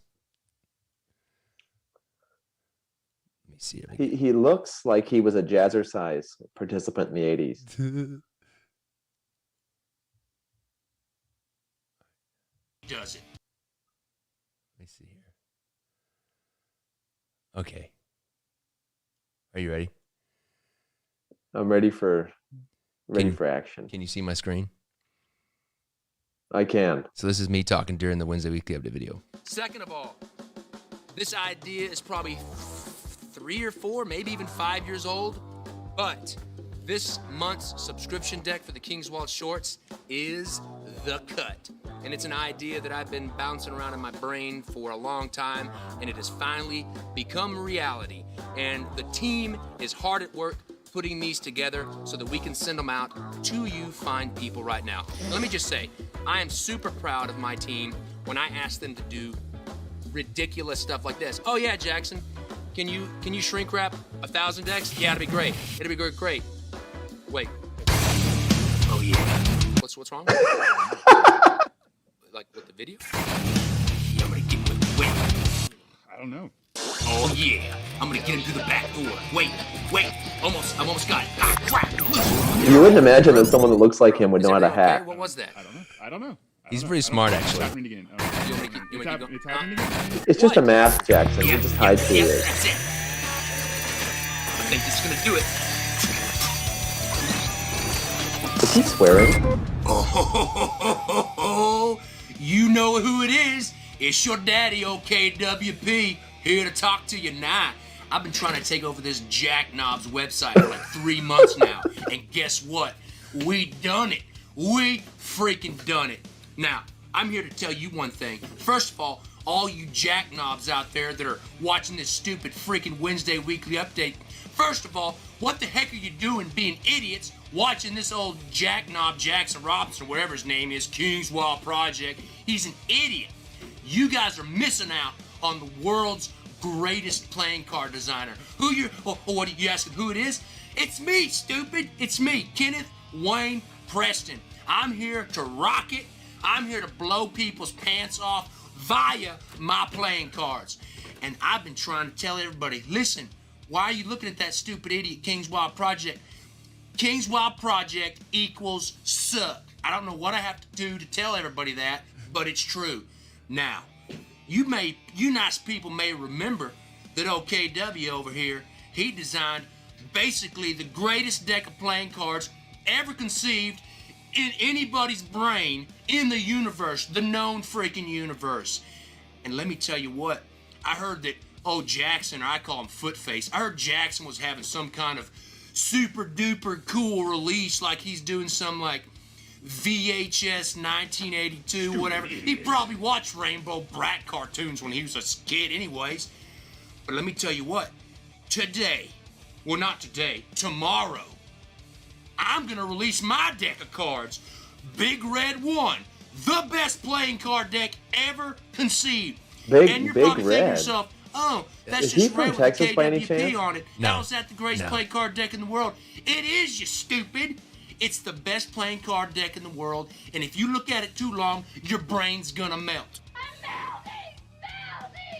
melting! So, tomorrow, at 12 p.m. All right, that's enough of that Joker. I hope he doesn't come near my website. I'm like a little worried now. Dude, he'll hack you, man. He's a sleeper genius, man. I'm telling you. He's got a lot of skills. I don't know. I don't know if I'd want to have lunch with him. I don't think you would want to either. He seems a little competitive. Like he might get into like a rib eating contest with me or something. Oh yeah, and he probably would win if it was a rib eating contest. Well, I think he would win too because I don't know that he has like an off switch. No, he has no toggle switch. Have you ever met him in person? No, I have not, and I hope that I do not. He is a rude and vulgar man. Would you fight him? I don't know. I feel like he would fight really dirty. Like, I think he'd check the oil for sure. oh yeah, he would definitely check the oil. And like bring a roll of quarters. That's hilarious. I want a copy of the Big Red deck though, signed by Kenneth Wayne. I want him to sign Kenneth Wayne though. Just Kenneth isn't okay. Yeah, he's got I saw some of his signatures online because people were getting some of the original decks, and it's a pretty interesting signature. It's got a lightning bolt in it, and it looks kind of like the Metallica logo. He reminds me that he would like wrestling. Right. I don't know if he likes wrestling or not. Really? He likes V8s. He likes Pennzoil. He's Pennzoil is an interesting choice. I wonder if he uses synthetic. Oh yeah, he's all about synthetic because because he doesn't have to change his oil as much. Oh, that is so funny. Yeah, well, I mean, he just gets a new car. A guy as successful as him, I mean, he's hacking things. Yeah. Speaking of synthetic, this is a funny story. Like my dad, he's baby boomer. You know, he's kind of a gearhead, and I remember about it's probably. I mean, now that I think about it, in my head it's a recent memory, but in reality, it's probably like 15 years old. But my dad would always change his own oil, and you know, and for a long time he would always use conventional oil. And one day I came home and I was like, yeah, I just got my oil changed, and you know, this, that. And he kind of made fun of me because I was having somebody else change my oil, which is totally understandable and stuff like that. You should be able to change your oil. But then he was like, why are you using synthetic, man? And he was like almost like getting mad at me that I was using synthetic. And I was like, oh my goodness. And I was like, it's kind of better for your engine, Dad. And it lasts a lot longer, and it's actually better for your engine. And he's like, oh, whatever. And he was kind of giving me, and I was kind of surprised that, you know, that he was saying it. But then like 5 years later, out of the blue, he comes up to me and goes like, bro, I use synthetic now. It's great. It's like, it's way better for your engine. And he knew that we'd had this conversation before. And he was like, you were totally right. Like 10 years ago. But it's funny though. He's like a football, you know, Texan guy. He probably just wanted to compete at first for no reason. Yeah, probably so. I mean, that's like a father. I mean, my dad, like I talked to my dad, like when I was working at the Apple store, and I'm like, hey, the Apple stock right now is at $7. Just put all your money into it right now. You know, Jobs is just going to kill this. It's going to be worth infinite money. Just put in $100K, your whole life savings or whatever. And he's like, no, it's probably never going to be worth more than 10. Yeah. $10. I'm like, it's $7 right now. Just freaking buy it up. And then he still talks to me like he does the math on it. He's like, yeah, I would have made, you know, $4.5 million. But he said it was because I couldn't believe my son would ever know more than me. Wow. The interesting thing is my dad and I have basically the exact same story.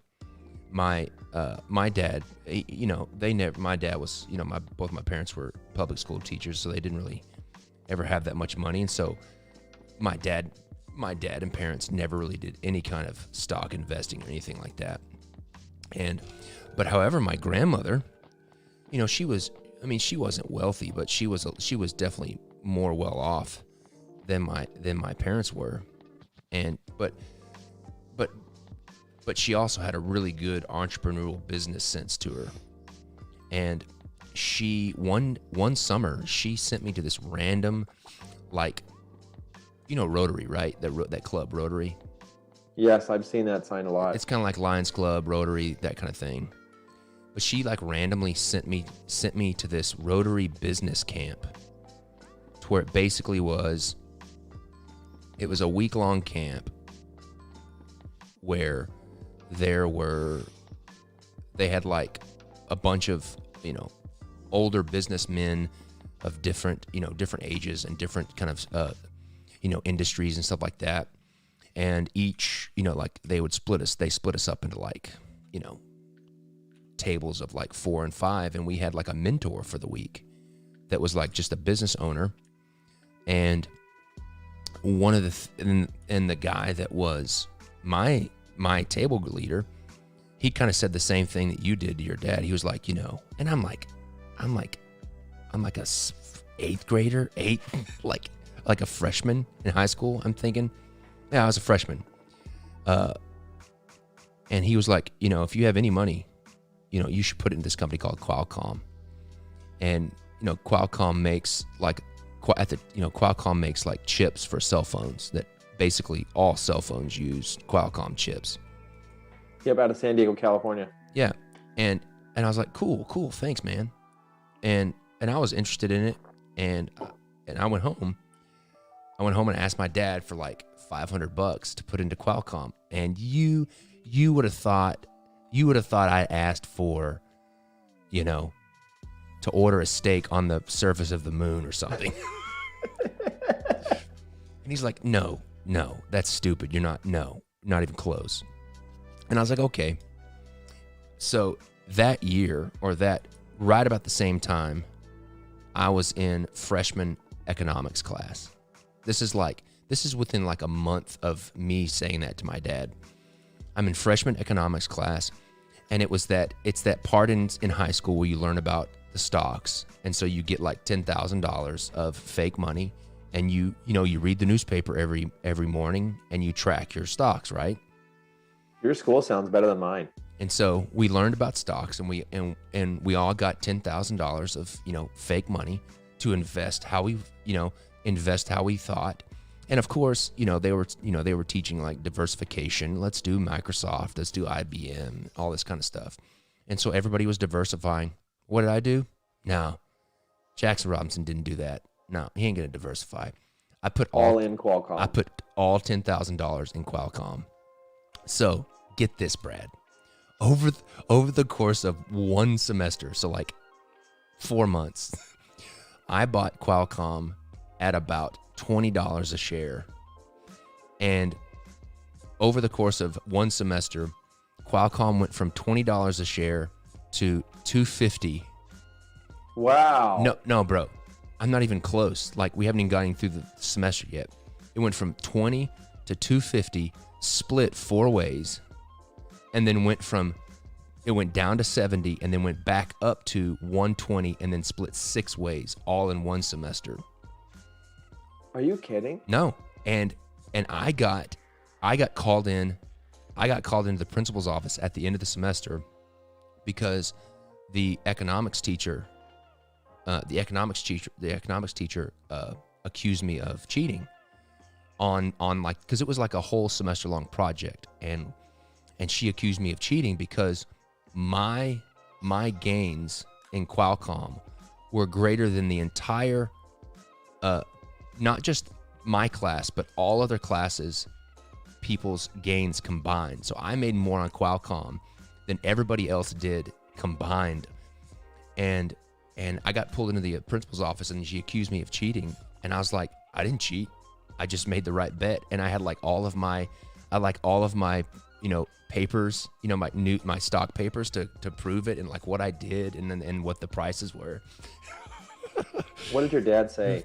And we joke about it now. We're like, we always say like Qualcomm, and he's just like, yeah, I know, because like the 500. Well, he admits it now, though. Oh yeah, because if you would just give me like $500, the $500 would have been like something like $750,000. Oh really? That much? Yeah, it was crazy. Is Qualcomm even doing well now? Yeah, I think they're still doing really well. Let me see what they are here. I mean, know that. they're not crazy like they were then, but when I was a kid, it was called Jack Murphy Stadium, and I think now it's called Petco Park. But there's a Qualcomm Stadium. There's some Qualcomm Stadium in San Diego. See, like right now, it's 134. I mean, even in the past 5 years, it's gone up 144%.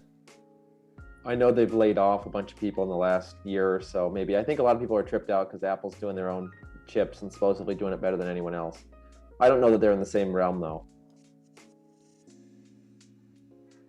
It's funny, though. It's a whole different world. It's like back then you used to hear about BlackBerry or Nokia. I mean, and these companies now are just almost obsolete. Yeah. Like, who has a BlackBerry?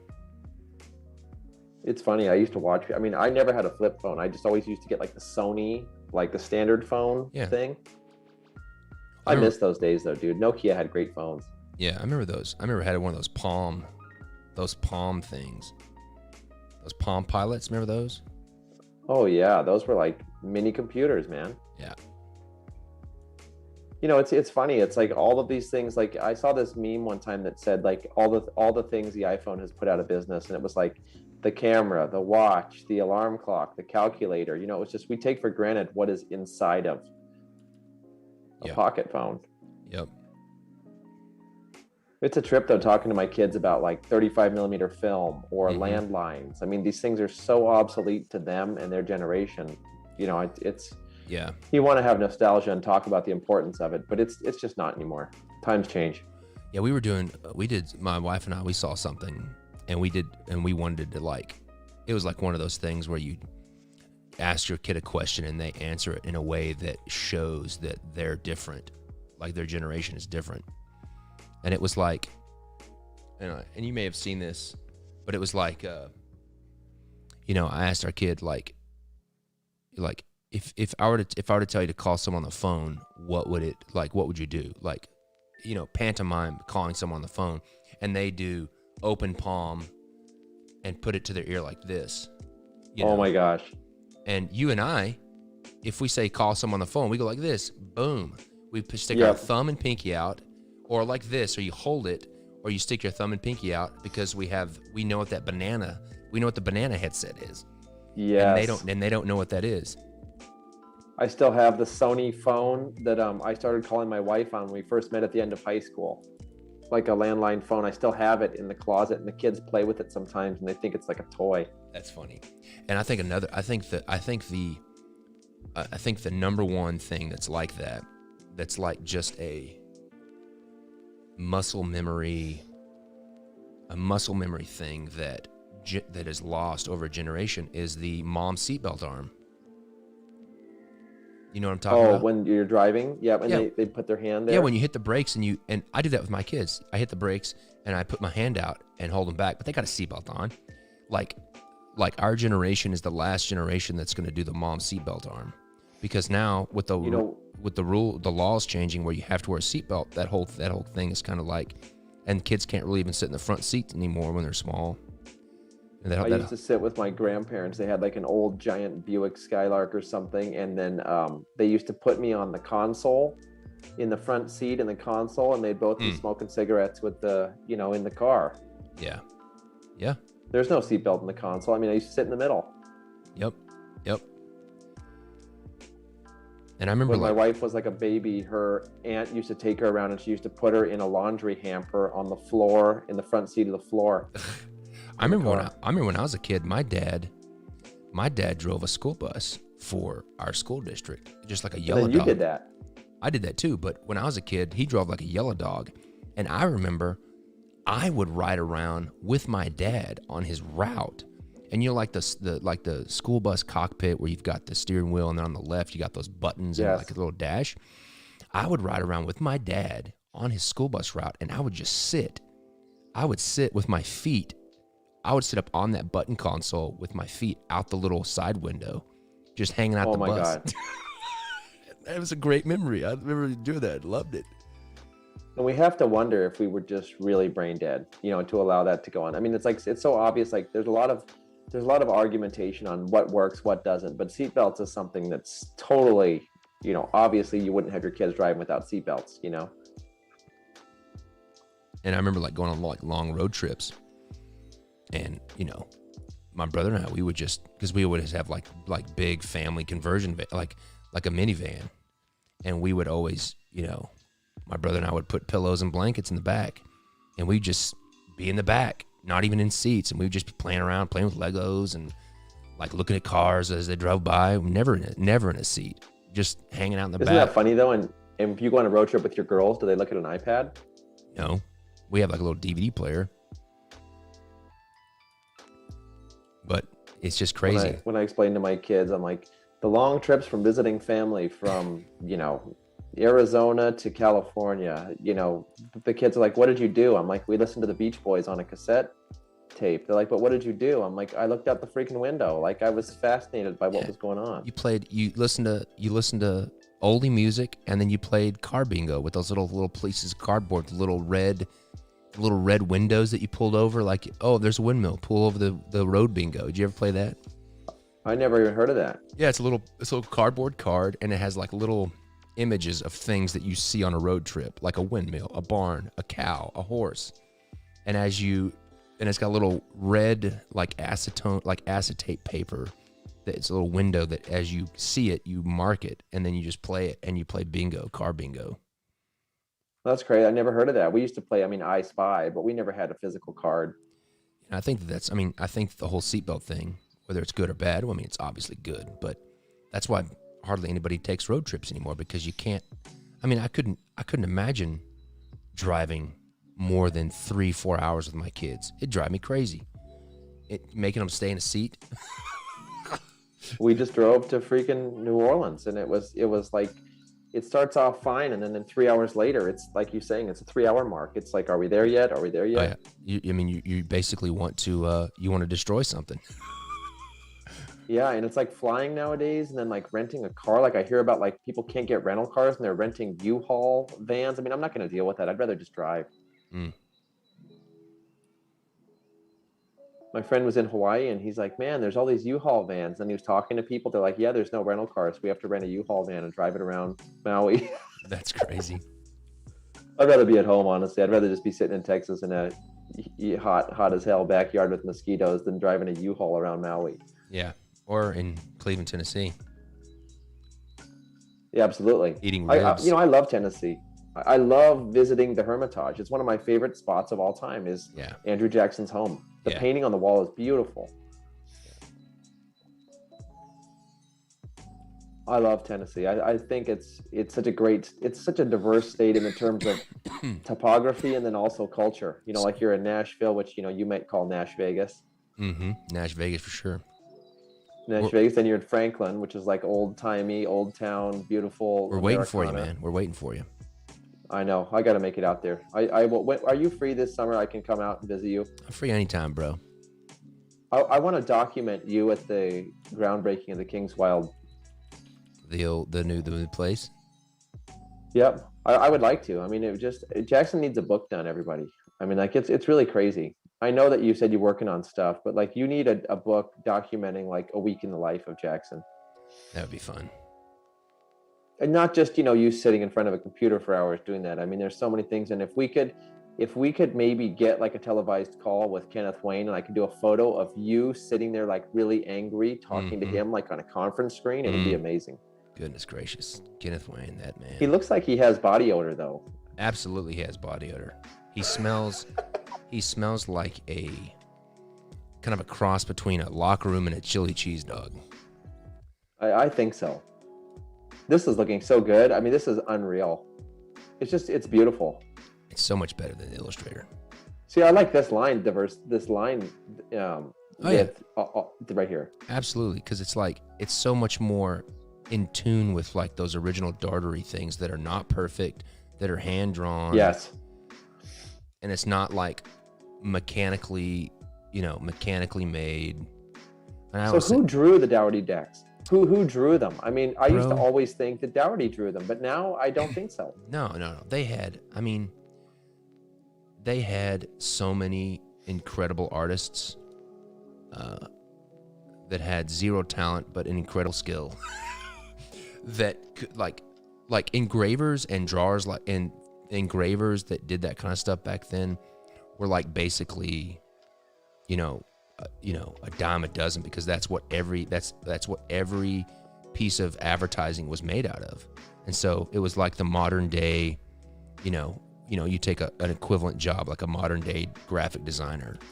There's a bukus of graphic designers, and they just had bukus of those people that could do that stuff incredibly, just because that's what everybody wanted and everybody needed. So there was a market. Very for true. it. Like, go to an antique shop and look at like Tux postcards for Christmas, and just look at like there's like 10 billion of them. The paintings are like Norman Rockwell did them, and those guys made like 20 cents. Absolutely. And the guy that made this, the guy that probably drew that original Doherty Brack probably made, probably just like a day's wage and like nothing else of it, and he didn't think anything of it. But it's obviously that Dougherty had like a style. He was like a great creative director, because like you go back and look through all of his stuff and you're like, really? Like, that's amazing. Mm-hmm. And it's not just he was hiring like day contract guys. He had a definite aesthetic that he wanted to separate himself. Mm-hmm. And those guys are all great. Russell Morgan, Bicycle, etc. They're all amazing. Let's get real here. Yep. But when you look at Dougherty, to me, he was the ultimate creative director of them all.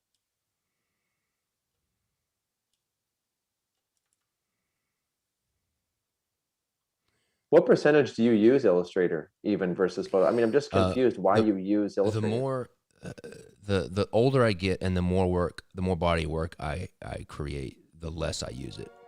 Just because it's just like, and I understand that it's a great program and there are people, I'm an Illustrator guy, so yes, but I'm very different than you skill-wise. Yeah, and it's okay. But I just like, one thing that I realize the older I get is just the more embracing I am of just who I am and how I work. And I realized that's very true. And I realized like, you know what? This is the way I do it.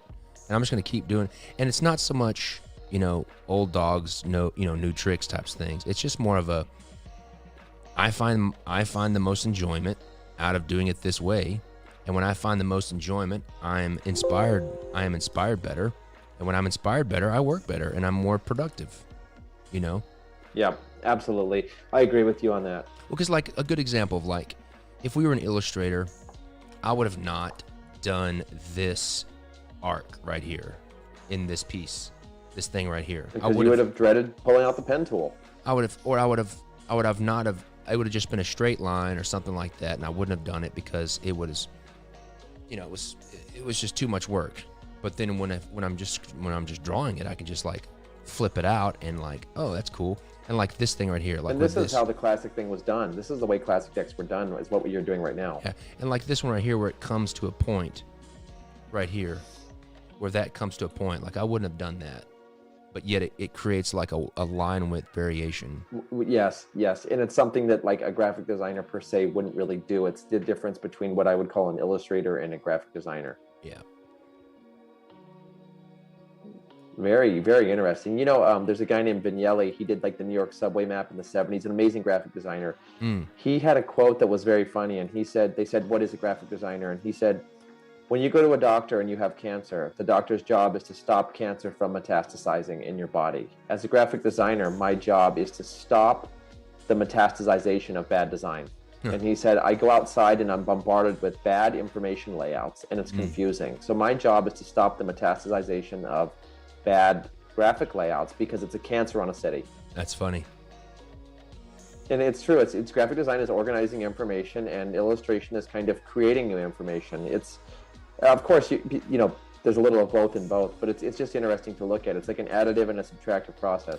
Yeah, and that's the thing is like, and I get that a lot of like, oh, you're not a designer, you're an illustrator. I'm like, well, I don't know about that because a big part of the illustration process is, having good composition and good, form and, flow, design, all the, the elements and principles of design. I can speak about this a lot because Dan Buck has a famous quote to me anyway, because I've heard it for 20 years, is he said, there's great illustrators, but there's few illustrators who can design. And I said, well, what do you mean? And so we go over comps of decks, etc.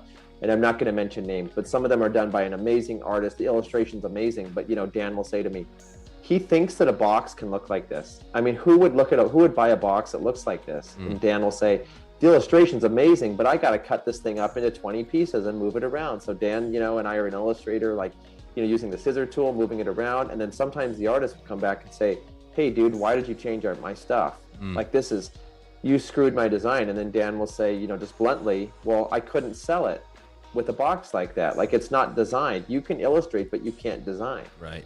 And it's a great thing. So obviously, looking at your decks, you've done both. You've done decks that are just illustrative, and you've done decks that are essentially graphic design. So I mean, we're not talking about you, but there's really a class of illustrators now who are confused and think they can design as well. Yeah, I understand that, and I think that there's designers as well that think they can illustrate. Yes. Oh, absolutely true. And that's what I'm saying with you, like why you would use illustrators, because I'm an illustrator guy. I need to be an illustrator. You have a very different skill set than me. So that's why I'm saying I don't understand you, an illustrator. It's illustrator to me is organizing information and then kind of recreating certain things where Photoshop drawing. Dan Phillips, when he watches these lives, he watched your live and he's like, the guy made me feel really stupid because like he's drawing into Photoshop. Wow. It's just like turning on a light bulb. Like, oh, I should have been doing this 15 years ago. So he's like, what am I doing? Like, you know, because he's farting around in this and Illustrator, etc. But, you know, he's an illustrator. I mean, Yeah.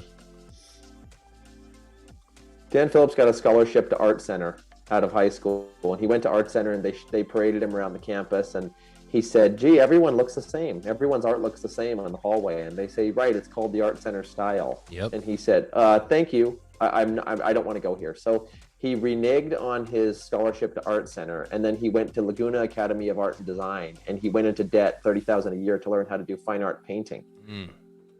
And then 2 years after that, he went broke and got a job at Chili's as a waiter. And he said, I'm going to go to Cal State Fullerton and major in illustration. So he did that, and it took him like 10 years to, like most artists, a lot of artists graduate like college in like 10 years. Every art major I knew was like a 10-year Mine major. was 6. Yeah, he was like maybe 8 or something. My wife, I think, was 6 years. My wife, you know, has a studio art degree from UC Irvine. And Dan Phillips maintained being a Chili's waiter. I mean, after he graduated, you know, now he's a high up video game guy, but I mean, he was freaking waiting tables at Chili's. My mom and I used to actually go eat at Chili's in Irvine, California, and get Dan Phillips the server. It's awesome. Be like, Mom, let's go see Dan. Yeah. This is just, it's amazing, Jackson.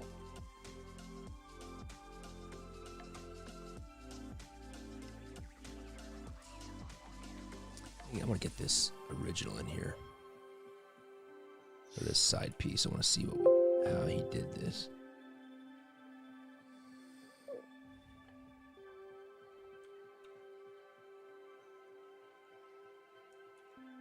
You know how we were trying to figure out the name of that deck, right? We called it the Juggernaut in this. It's called the Battleship.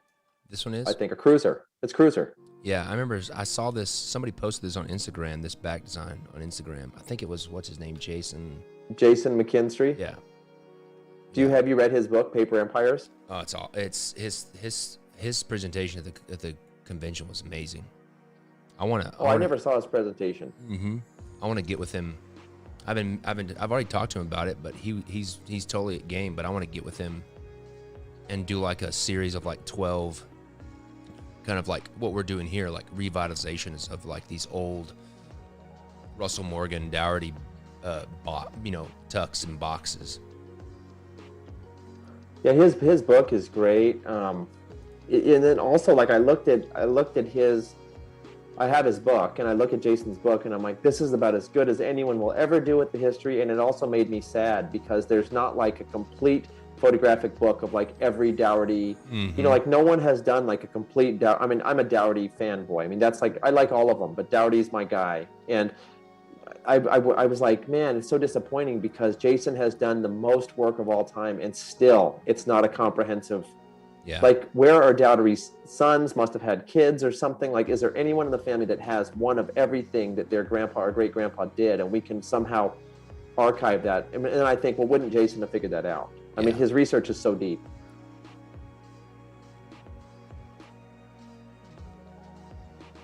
It's funny too, reading his book, because it talks about the discrimination that Andrew Dougherty faced in New York. And at the time, New York had 800,000 people, and 230,000 of them were Irish. Wow. And there was such a discrimination against the Irish, you know, being told they couldn't work, they didn't want to hire them, etc. And then he was like, basically had these low-end jobs at printing places. And then what does he do? He holds the patent, I think, for the press that prints cards. I mean, he designed before that, I think they were saying it was all stamped, like etching stamp on paper. And then they say that cards were cut by scissors, by women with scissors. Wow.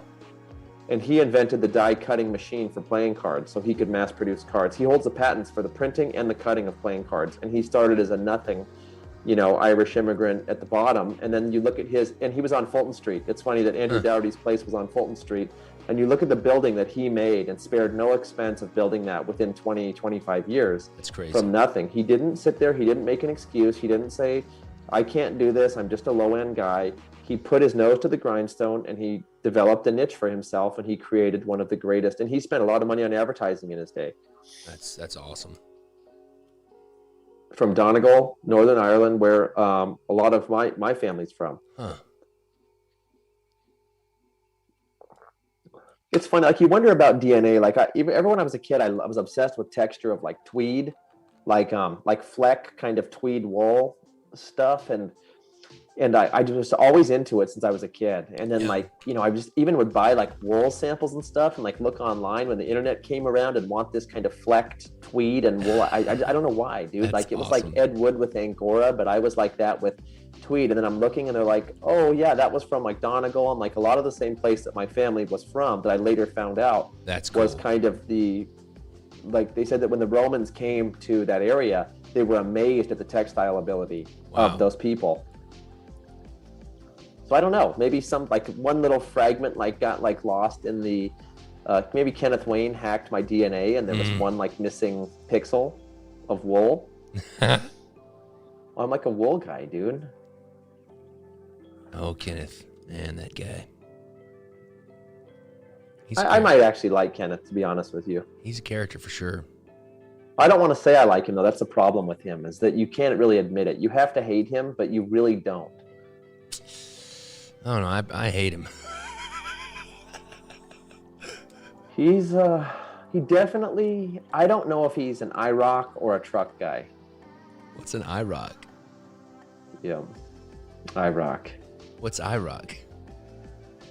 Those IROCs. What are they, like Camaros or Firebirds or those IROC?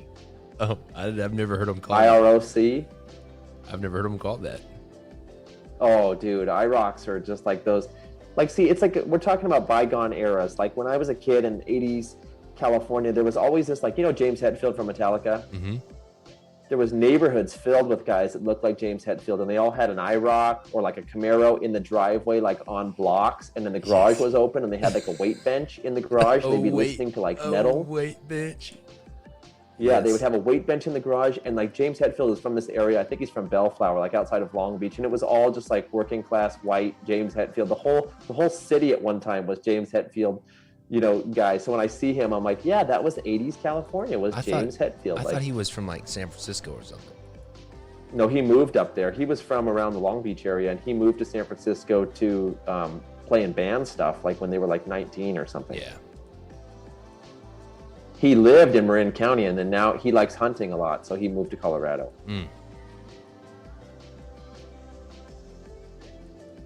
Hetfield's a interesting dude. Like underrated talent. Like when you listen to the guitar in Metallica, you're like, it's not just like brain dead metal. I mean, this guy's a musical genius. Yeah. It looks so good, Jackson. It's coming. We're getting real close. About to add the blinds. Yeah.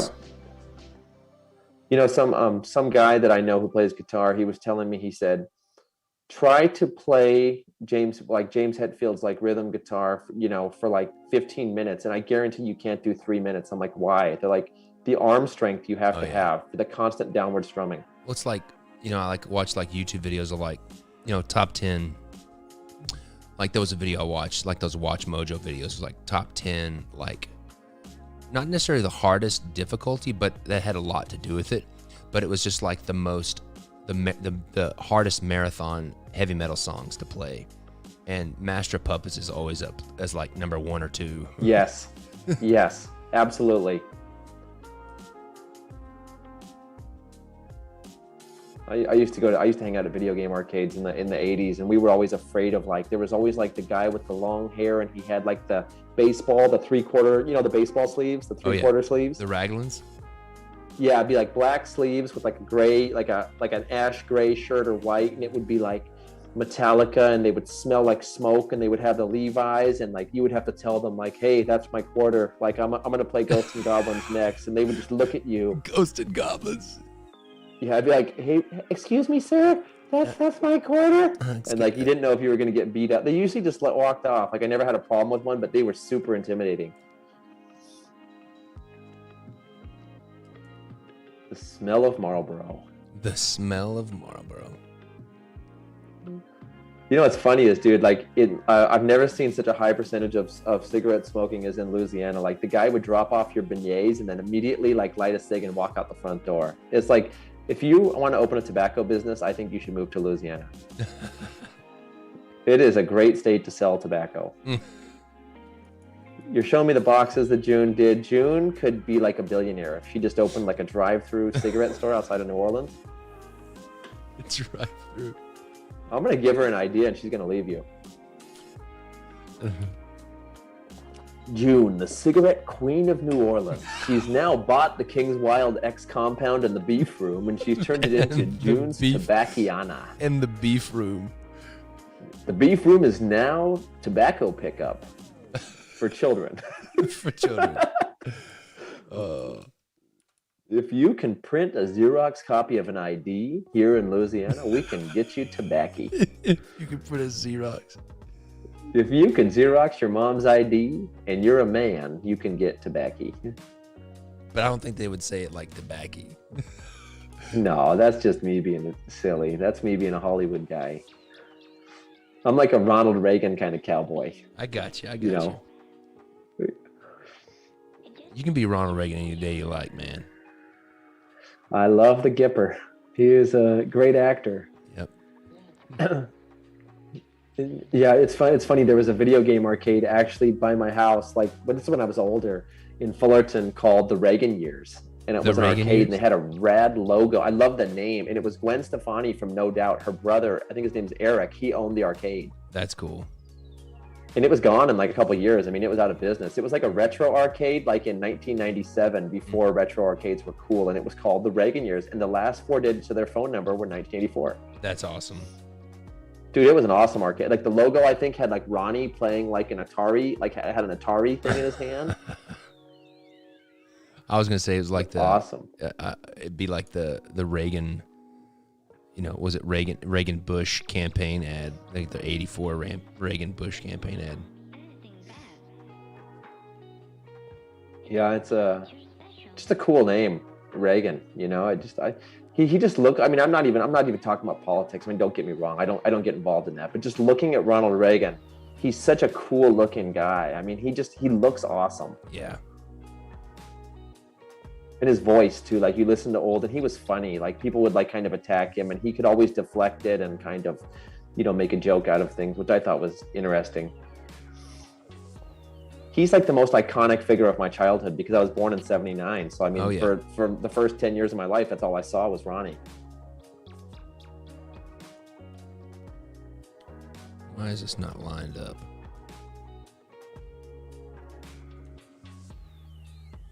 Dude, I'm bad at aligning stuff. I'm bad at aligning stuff. Like I actually like finish it all up and line it all up with the guides and stuff, and then I have to send it over to Dan Phillips, and he does like a double check. And some things I thought were aligned, he's like, what was going on there? Can I ask? Oh, I remember what I did. I remember I changed that. Let me just fix this right quick.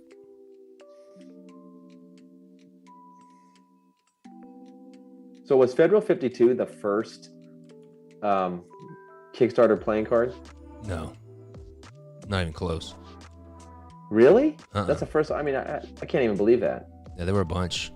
I mean, there was one before me. The one that I saw that I was like, I could do this. It raised like $144,000. That miscellaneous goods deck. Oh yes, yeah. I didn't know that was a Kickstarter deck. I mean, I think Art of Play does that deck now. Mm-hmm. And he hasn't changed that design once. He just prints the same thing and just changes up the colors and stuff. Is it a store or a company or something? Yeah, he literally sells miscellaneous goods. Oh, okay. So back in the old days, you might know this term. He would have been called a wagon jobber. Yeah, yeah. You've heard that term before? Absolutely. See, that's interesting. No one else has. I had a business marketing teacher that changed my life in after high school named Jack Wickert, and he was about 80 years old, and his parents owned a grocery store in Wichita, Kansas, and he went in the Army, and then he got a GI Bill and got a master's of business from Harvard. He was freaking like a small town grocer kid, and went to Harvard, got an MBA, and he's one of the most influential marketing teachers to me. I love Jack. And Jack used to say, sounds like a wagon jobber. Yeah. And I'd be like, what's a wagon jobber? He's like, oh, they'd come to your store and they'd be selling soda one day, and then they would have bed sheets the next, and you'd put them in your little general store. Yep. Wagon jobbers. It's a lost word, man. Jack Wickert. I wish you were still here, Jack.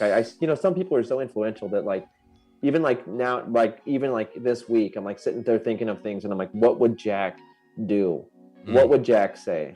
Like, he was so freaking brilliant at business marketing. And for fun on the weekends, Jack had an old Cadillac, like a 70s Cadillac, and he would park it in front of a grocery store, like Ralph's grocery store in California. And he would drink a beer in a paper bag in his Cadillac, and he would watch people go in and out of the grocery store to see what they had bought in their bags and who was going in and out at what times. And then he would walk in the store and study what was top shelf versus bottom shelf and pricing. That's funny. That's just awesome. For fun, dude. He was like 80. He's like, someone told me, Jack, you shouldn't be drinking a beer. I'm like, the damn car's turned off. And they're like, nope, you can get sitting behind the wheel a DUI. He's like, well, if they're going to get me in trouble for that, screw it. I'll drink 3 next time. I love that. I'm not driving. He would start every class. You would sit down, and then he would come out, and he looked like an owl. He'd just have these big eyes, and he's an old bald guy, and he would sit there and he'd say, what do you want to talk about? And the kids would just be silent, and he'd be like, all right, I'm going to go home and still get paid, and you're going to learn nothing. Bye. And we'd be like, oh, sir, can you go over that case study from last week? He's like, oh, good. Someone wants to learn. And then he would go into lesson. That's awesome.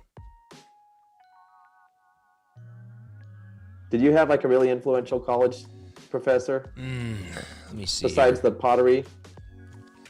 Honestly, I would say yes. The answer is yes, but unfortunately, they were influential in the sense that they showed me everything that I didn't want to do and didn't want to be, and they showed me everything that I felt like was wrong with the entire art system. Like fine art gallery schmoozing stuff? Well, not so much the yes, the gallery stuff. More importantly, just everything that was wrong with just the racket that is why. And it's not the same with every position. I mean, every, and we've talked about this before about going to college, and I think that college is a waste of time for people that are creative. I just realized that I was like, every day I went up there, it was just like, what am I doing? Why am I wasting my life here? And it really, I mean, even though I say that it was a waste of my time, in so many ways, it was probably the best thing that I did, was because it instilled in me and it created the foundation of like resolve that I needed to do the things differently because I hated it so much. That's good though that you can acknowledge that now. Mm-hmm. I have kind of the same feelings, but I have a pride for my school, and I learned more than I thought. Like you're saying, like now that I'm 40, I sit back and look and I think, that changed my life. I have friends that I went to college with that hate my school. They hate their bills they're paying for loans. They spite it. They can't stand it. It makes them sick. And I think that's kind of a loser mentality, honestly. I think I think it's like crying over spilled milk. Like, yeah, maybe you'd think you probably didn't learn a lot because like you maybe didn't take advantage. Like every professor I had, I went to their open like hour. Yeah. Every professor, even the ones I didn't like, I would go to their open hour and sit down and ask them questions just about how they made it to be a teacher, what they wanted to do, what their goals were. And they would always say the same thing. You're the first student that came all semester. Wow. And also like for the people that are mad at them, like mad about that, is that like you made the bed. You made the bed you're sleeping in, You made the bed, you lie in it. Yeah. Yeah. My dad would always say, you made the bed, boy. You made the bed. It's true though. That's a saying that's always in my head too. You made the bed, now lie in it. You mess with the bull, you get the horns. Let me do something with this now. It's perfect, dude. It's so good. Yeah, I'm having a hard time seeing stuff that I want to do, and that usually means it's getting pretty close. I want to put it on I want to comp. There might be a couple Jackson doodads. Yeah, we can make that could happen, but then you get into the idea of losing negative space, which is crucial in this deck. Mm-hmm. That was the problem with what you deleted this morning. Was when I was looking at the last one, it looked too much like an X. Mm-hmm. And right when we sat down, that's the first thing you got rid of. So it must have been like a raven telling us. Oh, the raven. I was reading about Go ahead. Edgar Allan Poe recently, and you know that in his lifetime, I think they said he made $120. Jeez. That sucks. Yeah, well, and at the end of his life, the way he was going to fix his poverty was he was going to marry out of it. So he proposed to 4 different women within a month period to marry out of his poverty, Wow. and then like they kind of found out about each other and turned him down. Marrying out of poverty, that's like a new idea maybe for me. I'm gonna go propose to 4 women at HEB tomorrow. I'll let you know how it goes. Just sit there in your Cadillac and drink beer, and then when you see one, you think you, depending on what kind of produce they're buying, you can determine like their socioeconomical, status. Dude, everything that Jack Wicker told me about grocery stores is true today. Like 20 something years later, you know how you could tell the dumb kids in our class, which was like everybody, was that he would give us case study marketing sheets that were from the 70s from when he was at USC. I actually had him at a community college, and then when I went to USC, he was better than any professor there. And he would give you case studies from the 70s, and you would always have a dumb kid. This is outdated, dude. This is from the 70s. Like, things have changed so much. And then Jack's like, if you don't understand fundamentals, you're never going to do anything, boy. Huh. And it's all true.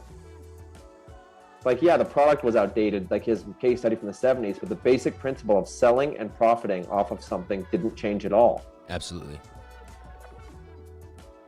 Dude, that looks good. We get a little lens blur in here so we can make it feel like we actually took a photo of this thing. I like the hairy background there. You like that? I thought you would. That seems kind of like it reminds me of snuggling up in a fire with my friend Beowulf. Well, let me get you another one then. No, I like it. I'm totally, how about a sword? I like it. I like the contrast of it. You can actually focus sword? on the deck. I got leather and dice. This is a good one. This always makes good comps. This one right here. You know, your YouTube is underrated. Like I see now you have, hey, look, 3.13 subscribers. I mean, just a while ago you had like 1,000, and it's like this is for anyone in art should watch this freaking channel. I keep telling them that, Brad. I keep telling them. It's true. I mean, like even if you love it or hate it, I mean, it's an invaluable. You know, Jackson saying college is a waste of time. Well, you can go to Jackson U. It's gonna be college on the campus in the beef room. The funny thing is June, she's a senior and she's a graphic design major, and I told her. Wait, a senior in what? College or high school? College. yeah. She's a senior in college at University of Tennessee in Chattanooga, and I told her the first day of work. I said, first of all, you're already a senior, so I can't really change your mind, but I think college is a waste of time, and I'm going to teach you more about design and just the business and lifestyle. Well, not really lifestyle, just like I'm going to teach you more about design and being an artist in the first week than you have learned in your entire college career. And she kind of, it's true though. And she kind of nervously laughed, and we were going through those. I said, I gave her the direction of what I wanted her to do with those table player stuff, and I said, and I'm pretty hands off when it comes to that kind of stuff, because if I start critiquing too early or whatever, I start to micromanage way too much. And so I'm glad you know that. I kind of just give them a little bit of direction, and then I've learned that especially with creative people, that it's better if I just kind of try to give really clear direction so that it's not really, misunderstood what I want. And that has always helped. And she came back, and I sat with her for like 2 or 3 days, and we just were in Illustrator, and it was even in Illustrator. We weren't even Photoshop, because she's not really an illustrator. She can't really draw things like draft. Like I couldn't say here is a apple, draw that, make it look like an apple. She can't really do that, but she's a great designer. And she came back that last week, and we were in Illustrator, and I was just showing her stuff in Illustrator and my process. And she came at the end of the week, and she was like, you know what? You're exactly right. She was like, I've learned more in this 1 week, this first week, than I have in my entire career at the college. And it's not true. And I don't think it's anything. I mean, I'm not trying to say that to make myself look better, but it was just more of reaffirming the fact that what I was feeling when I was in college was accurate. Well, it's a frame of mind too. Like now you have a responsibility. It's not just like, oh, well, if this doesn't go well next semester, something's different. It's like, Yeah, if I screw this up, it's going to change a product. absolutely. Oh man, look at that. We should move on to the Ace of Spades. It's perfect. Okay. It's so good. It's just, I don't want to F it up. I wanted to do it orange because I know you love orange. I Whoa. love Halloween. Could you imagine an orange and black one? Huh? Look at that one, man. That's awesome. Oh, hey, you're a little bit delayed. That looks old though. That looks like it would have been like a stamped color back then. Yep. Let me try it green. See what it looks like in green. Like a hunter green would probably be beautiful in that.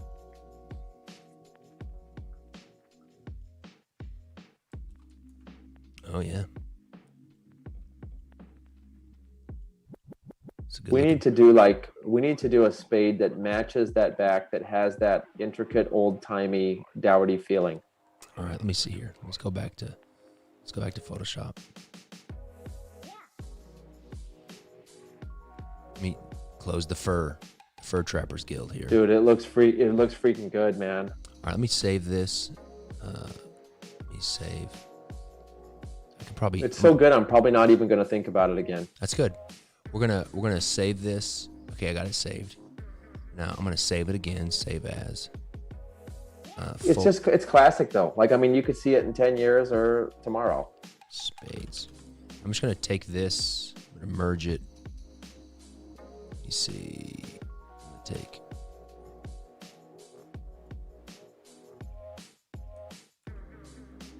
I always loved how Andrew Dougherty had those things. A. Dougherty's playing cards.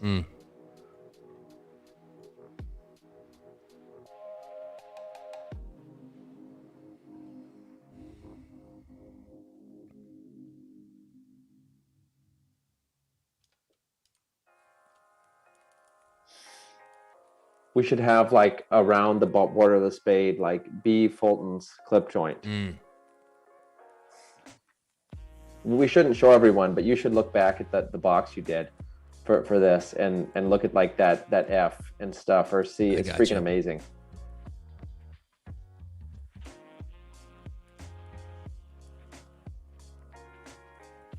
Yeah, so Katie Burns says that Jackson's going to add an extra structure to his building and do a King's Wild Project U. It'd be like Monsters U, right? You ever see that movie, Monsters University? Yeah, I like that movie. I love that movie. I thought it was great. You know, I enjoy watching movies with my kids. Like, I see them in different ways, and I like to hear their like little opinions on what makes a movie good or not. I'm not a film guy. Dude, look at this. Speaking of angles, look at this. What if the spade was something like this, where it's this sharp, almost like arrow? City of the Angles. So take that same design. Wow, dude, look at this. Look at this. Look at this. And then we take something right in here.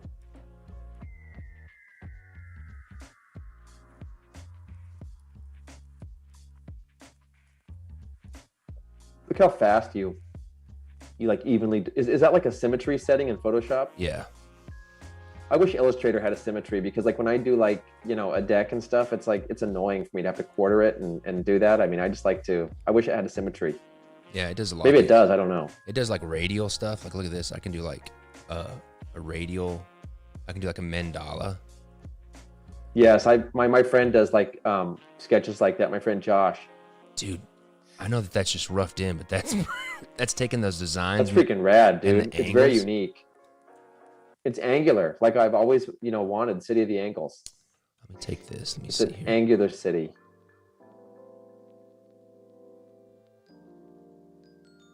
Let me get the original, so I'm not messing with the kind of distressed one that I created.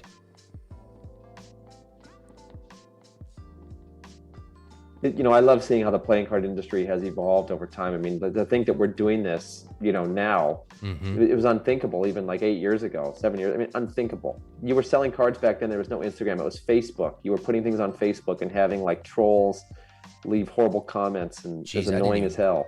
I didn't even use Facebook. Oh, dude, that's what we did over at D&D. I mean, it was just like, you would just get It's funny too, because back then people would really critique like a stock that you were using, or because people were using cards so much, like the Magic guys and the cardistry guys. That was basically your market. I mean, the collector's market didn't exist, so you would get a comment, yeah, this sticks on fans a little bit, which I understand. I mean, you need it perfect, etc.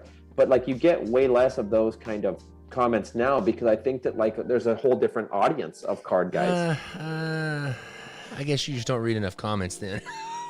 No, I do. It's a whole different. I mean, for me, compared to the old, maybe it's because the old days, that's all I used to deal with for 8 hours a day. I got you.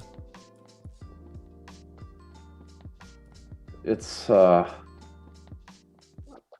cards are an interesting business. Have you ever asked your customers what percentage of them open them and use them, or is it for collection? I would say probably. Honestly, I would say that probably 30 to 40% of the people actually open them. 30 to 40%. That's probably accurate.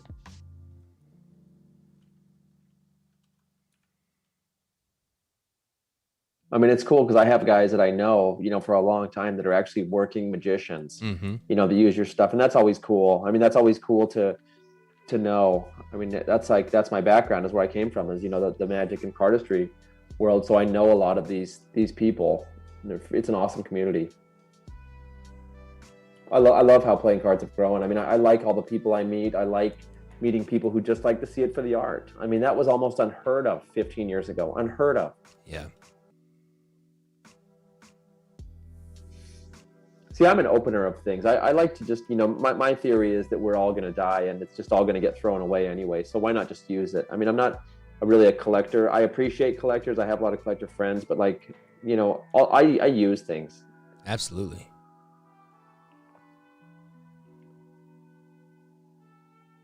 I use things. I just think that was something that kind of boggled my mind, is so many times, a lot of people that, I have the same version of those people that make those, all those kind of weird comments and like critique all this kind of stuff. It always boggled my mind that all those people that would always like critique, oh, I don't like the court cards or this, that, and the other. And they would always make these comments about that kind of thing. And they would never even open the cards to like even see the court cards once it was actually produced. Well, it's like I learned something from like having my kids clean up the house yesterday. Like I did a massive clean out and like went through their toy thing. And so my third daughter was like, you could tell she was avoiding cleaning. So she was making up kind of excuses to clean. And I told her, I said, sweetie, you could have cleaned that whole room in the time it took you to avoid cleaning. It was harder work avoiding this than, doing the work. Yeah, I understand the place for people that collect playing cards and don't open them. And I'm not going to dog those people, because those people make up a huge portion of the people that keep me in business. Absolutely. I appreciate it. I appreciate it, but it's like that wouldn't be me if I collected playing cards, because I do collect playing cards, and the stuff that I collect, and well, first of all, the stuff that I collect is usually not open. I mean, it's already open because it's old. But if it's I have this old deck of Aristocrats was like in perfect condition, still in the wax paper, had the blue seal and everything, and I opened it up because I wanted to experience it,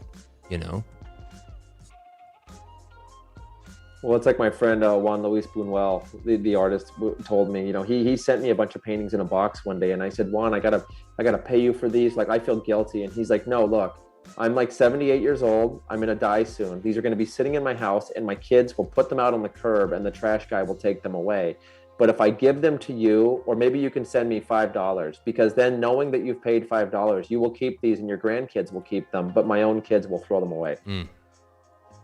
And his theory was that all art that was inherited was just thrown away, but art that was sold or put out lasted forever.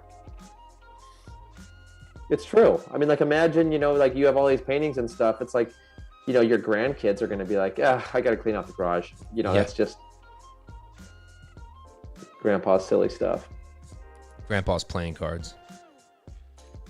Hey, I love seeing how King's Wild grows in this, and I'm interested in the coffee thing now. Like, yeah, we just have to wait till we get our kitchen because we can't really get the permitting and stuff until we have the kitchen, and we can't really sell online. I bet permitting is so freaking easy in Tennessee. It's not even funny. Do you know how I know? Is that I worked helping my friend open a business in Huntington Beach, and the city planners came out to do a check, and it was hell on earth. And then one of the planner guys was from Tennessee. Yeah. And he said, well, of course, I would just permit it all, because back in Tennessee, I had a guy who had a barbecue shop in his yard. Yep. And we just went and said, okay, you're going to put the coals here and there. That's okay. Here's your permit. Pay your taxes there. Yeah. And he said, that's what I'm used to. Well, what we're really going to try to do is we're really going to try to get the permit, the licensing and permitting to do like whiskey blending and bourbon blending and stuff. Really? So we can do the Jew and the Gentile distillery. Wait, what's it called? The Jew and the Gentile. Did I ever tell you that story? No. When I was in Austin, I lived down the street with a guy named Ben, and he was Jewish, and we became really good friends. And he was a really big bourbon fan and a bourbon drinker, and he's the guy that kind of got me kind of hooked on bourbon and whiskey. And for Christmas every year he would blend, he'd blend whiskey and blend bourbon and just give it and bottle it, and then he would give it away as Christmas gifts. And then I was like, that's cool, because I'd always been intrigued and inspired by, wine and spirit labels and stuff like that. And I was like, and so I had the idea, we had the idea together that for Christmas that following year, I would design a whiskey label for him, and he would blend it, and then we would give it away together as like Christmas gifts. And so he found like this specific kind of mash bill and specific types of bourbons that he wanted to like try, and it was kind of like a rye, and it was a very high wheat mash bill, and so he called it Sasquatch. And I drew this picture of the Sasquatch on this label, and he had over his shoulder he had a big shoulder of wheat that he had just and he had a big sigh in his hand. I think I got a picture. Let me see if I've got it. And we bottled it up, we blended it, and we bottled it up, and we gave it away. And our fictitious distillery name was called the Jew and the Gentile Distilleries. And so that's how we, and because of just my Christian faith and my background, like the more and more I try to think of a better name for a distillery, the more and more I realize that I can't beat that name. It'll definitely get people in there for sure. You might get a couple people in Tennessee saying, huh? Uh-huh. What? Let me see. Where's that? Sasquatch. Here it is. Sasquatch right here. Let me. You can also call it frankincense and myrrh if you want to change it to that. So here's the pencil sketch I did of the Sasquatch. Well, let me open it up in Photoshop so we can look at it. Oh, that's cool. It's like Harry and the Hendersons. Yeah, totally. Do you still know Ben? Yeah. Oh yeah, I still talk to him a lot. So there's the Sasquatch. Is he still in Texas? Yeah, he still lives in that same house. So there's the Sasquatch. How old is Ben? He's probably 45, 46. Oh, okay. So he's got his wheat and he's got his sigh. And then the finished. Did you add nipples to him? Does he have nipples? I mean, when you're illustrating that, do you make the decision? I'm pretty sure he does. But here's the label that we made. Sasquatch, the Jew and the Gentile. Oh, that's cool. Austin, Texas. And then we signed it. Now, is he like a practicing Jew? Does he think it's funny, or is no? I think he's kind of a cultural. I mean, he's definitely practicing in the sense that they like do Shabbat and stuff like that on Sundays. But he's more of just kind of a cultural, familial, tradition. Yeah. Jew. I've grown up, near a lot of Jewish people. I've had a lot of Jewish friends, and I never knew any that were practicing it until you went to the East Coast and you would meet some of their relatives. The East Coast seemed to have more of the Orthodox, and well, LA has a area of Orthodox as well off Melrose, but you know what I'm saying. Yeah.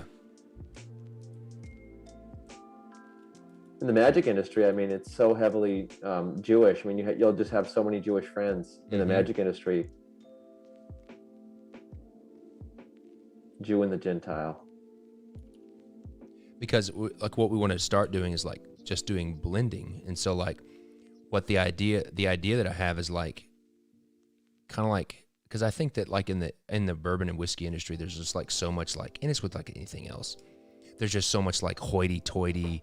You have to do it a certain way. You have to like, you know, if you drink this or you pair it with this and it's not the right thing, then you're doing it wrong. And it's kind of like, you know what? Like, I may not like this drink, but if somebody else likes it, like a good example is like when you ask people like, how do you drink your whiskey? And you'll have the people that are like, oh, I drink it neat. And if you drink it any way else but neat, you're not really drinking it. Or that kind of, a splash of branch, a little bit of branch. like, do you know what I'm saying? Like, Yeah. and like myself, I drink whiskey neat. That's the way I like it. But like if you drink it some way else, then you drink it like that. Like if the only way you like whiskey is drinking it with Sprite or molasses, then drink it with Sprite and molasses. Do what makes you happy and enjoys it, and don't let other people bog you down on that. And I agree. And so what we wanted to do, my idea was like the Jew and the Gentile was, at least going back to like the biblical reference of like these two very different, cultures of people and religions, coming together, in the biblical sense, coming together under like one faith. But in terms of like the whiskey, it was like, I just want to take my favorite drinks, no matter what they are. Like if I got an Irish whiskey, like one of my favorite drinks ever, like my daily drinker is an Irish whiskey called Redbreast. And I've had Redbreast. My friend bought it for me for my birthday this year. It was fantastic. yeah. And so like I want to like take my favorite, I want to take Redbreast and I want to take like an American Tennessee whiskey or something and blend them together and try to create something that I like. And like you take these very, very different, traditionally you're not supposed to mix them or blend them, but I'm going to blend them because I just want to create something that I like. And so that's kind of the idea of like creating this distillery that's based on, creating stuff that is just enjoyable to drink, not so much having to follow specific rules or whatever. Absolutely. It's like, when I was in New Orleans, I'm talking about Willie Mae's, fried chicken place. What was it called? It was called the Scotch House because do you know what the drink was in New Orleans at the time in the 50s? Probably Scotch. Well, it was Scotch and milk with a little bit of powdered sugar in it. And that was the famous neighborhood drink was Wow. Scotch and milk. That's crazy. So everyone would go to Willie Mae's to get their milk and Scotch and I think a little powdered sugar in it. And then she started serving fried chicken once in a while when someone smelled it because it was her house. And there you go. It's an institution. Like, I wonder what Scotch and milk and powdered sugar tastes like. I made it once when I heard about this like 10 years ago. And It was interesting. it's not something that I've drank again, but it's not, of course it's not bad. Do you know who Marco Pierre White is? He's No. like an English chef. Mm-mm. He's like the original kind of celebrity chef. He's amazing dude. Like I love listening to him talk, but Marco Pierre White once said they asked him what kind of, bourbon he drank or wine. And he said, look, it's very simple. If you are having one glass of wine, it's very important what you buy and spend top dollar. If you are having more than one glass of wine, then does it really matter what you're drinking? No. It's very true, dude. Like, I've had like high-end whiskey in this, and like if you're going to drink a lot of it, why wouldn't you buy Evan Williams? Evan Williams Black Label Bourbon is freaking great for the price. Like it's actually a legit bourbon it's an old distillery. It's a cheap bourbon. It's great. Yeah. Like one of my favorite bourbons is Old Granddad. I got it right on this table. I have Old Granddad in my cabinet right now, and I love the freaking label. I've got it right here on my table, right here. Because Old Granddad is like it's number one. It's one of the most selling bourbons. It's one of the most selling of all time because they've been around so long. Best label of all time. But it's like the quintessential. It's literally, and I'm not ripping off the name, but it's like quintessential. Like this is your granddad's bourbon, or this is your granddad's whiskey that he drank. Because it has like Hank that. Hill on King of the Hill one time, he said, and no, I don't drink for Old Granddad. That's funny. It's freaking great, dude. Old Granddad's amazing. My two go-tos are Old Granddad and Old Forester. That's what the King's Wild, that's what the Edge of the Gizzard blend is that we did for that deck I did a couple of years ago. Wait, what are they again? Tell me again. Old Forester, and it's 50-50. It's 50% Old Granddad bottled in bond, and it's that one that you like, the label that you like, that bright orange. That bright orange with the green and the Old Granddad picture. With the clip joint ticket taker shape. Yep. And then it's Old Forester, which is another old brand. I've never had Old Forester. It's a Brown Forman brand. What would it cost? Old Forester? Similar to Granddad? $25. I mean, they're both really inexpensive. Old Granddad is about $19 for $7.50. It's great. Evan Williams is about Evan Williams used to be $8.95, believe it or not. Now I believe it's $13.95. I was famous for Evan Williams, dude. Anyone that came to my house, there's a famous story called the pumpkin cup. And so I used to have these little cheap pumpkin plastic cups from Target my mom had bought like in the 90s. And so when someone would come over to like hang out at my house, I would say, we're going to get a pumpkin cup. And so I would get the pumpkin cup. They're, kind of a big, small cup, if that makes sense. And I would pour the whole thing with Evan Williams. And we'd sit on the couch and I'd say, you got to drink the whole thing. Wow. And my friend Surin, he came over and he's like, oh, I don't know if I can do the whole pumpkin cup. I'm like, you're going to do the whole pumpkin cup and we're going to watch David Lynch's Blue Velvet. We're going to watch Blue Velvet and have a pumpkin cup. I still need to watch so I was on my second or third pumpkin cup and Surin's like, oh, I'm going to have to stay overnight. I'm like, I'm going to die. I still need to watch that movie. You always talk about that. Oh, it's one of the best movies of all time. And it's got Roy Orbison music in it. I mean, who wouldn't love it? Oh, man. True. Yeah, I love Evan Williams, dude. So someone told me that's a cheap, crappy bourbon, and I'm like, not really, dude. Like, don't look at just the price. I mean, yeah, like Jack Daniels to me is overrated. Like, I'm not a big Jack Daniels fan. I mean, Evan Williams is way better than Jack. Jack Daniels has the best label, though. I mean, the bottle makes you want to buy it, but it's not a great whiskey to me. Yeah, not a big Jack fan. Old Granddad's way better than Jack to me. I don't know. I just was never a Jack fan. I actually like Crown Royal a lot, for a whiskey. Crown Royal for like a pedestrian level whiskey was freaking great. I love the way you call it a pedestrian level. That's awesome. There's a bar in downtown LA at the Otani Hotel, and it's like a secret bar. It was like only the Japanese salarymen knew about it during the heyday of the Japanese in LA. Not Japanese Americans, but Japanese coming to LA to do business. Right. And the new Otani Hotel, you'd go up to like the very top floor. And my friend knew about it because he got put in that hotel when USC had like a flood at the dorms or something. So they put him in this hotel. Mm-hmm. And it's a salaryman bar, and they have a locker. What is salaryman? What does that mean? Japanese salaryman, it's a culture of guys that work at a corporation. So like you would work at Nintendo, let's say, and then you're doing like your 90 hours a week and you're just like a paid salary guy. I got you. Basically like a corporate guy who like stays at the same company forever. So the salaryman would come to the new Otani Hotel, and you'd go to their bar on the top level and you'd look in their lockers. Like, they had their private locker with a lock on it for when they came in town, they could drink what they wanted. Every single one of them had Crown Royal with like a little gold label tab on it with their name in Japanese on it, on there. And it was all Crown Royal. And I'm like, wow, these guys could get, afford or do anything, but they're just huge Crown guys. And you would drink at the bar and you would get Crown. It was awesome. That's interesting. I don't know if the bar's still there. I don't even know if the new Otani exists, but it was amazing back when Little Tokyo you could actually go there. They're looking great, man. Very, very unique. I've never seen an ace like that, to be honest with you. No. And that's what I like. That's what excites me about it.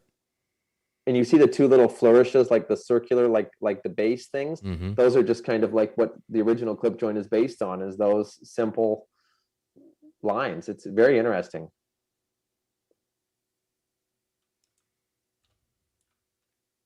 Where'd music go?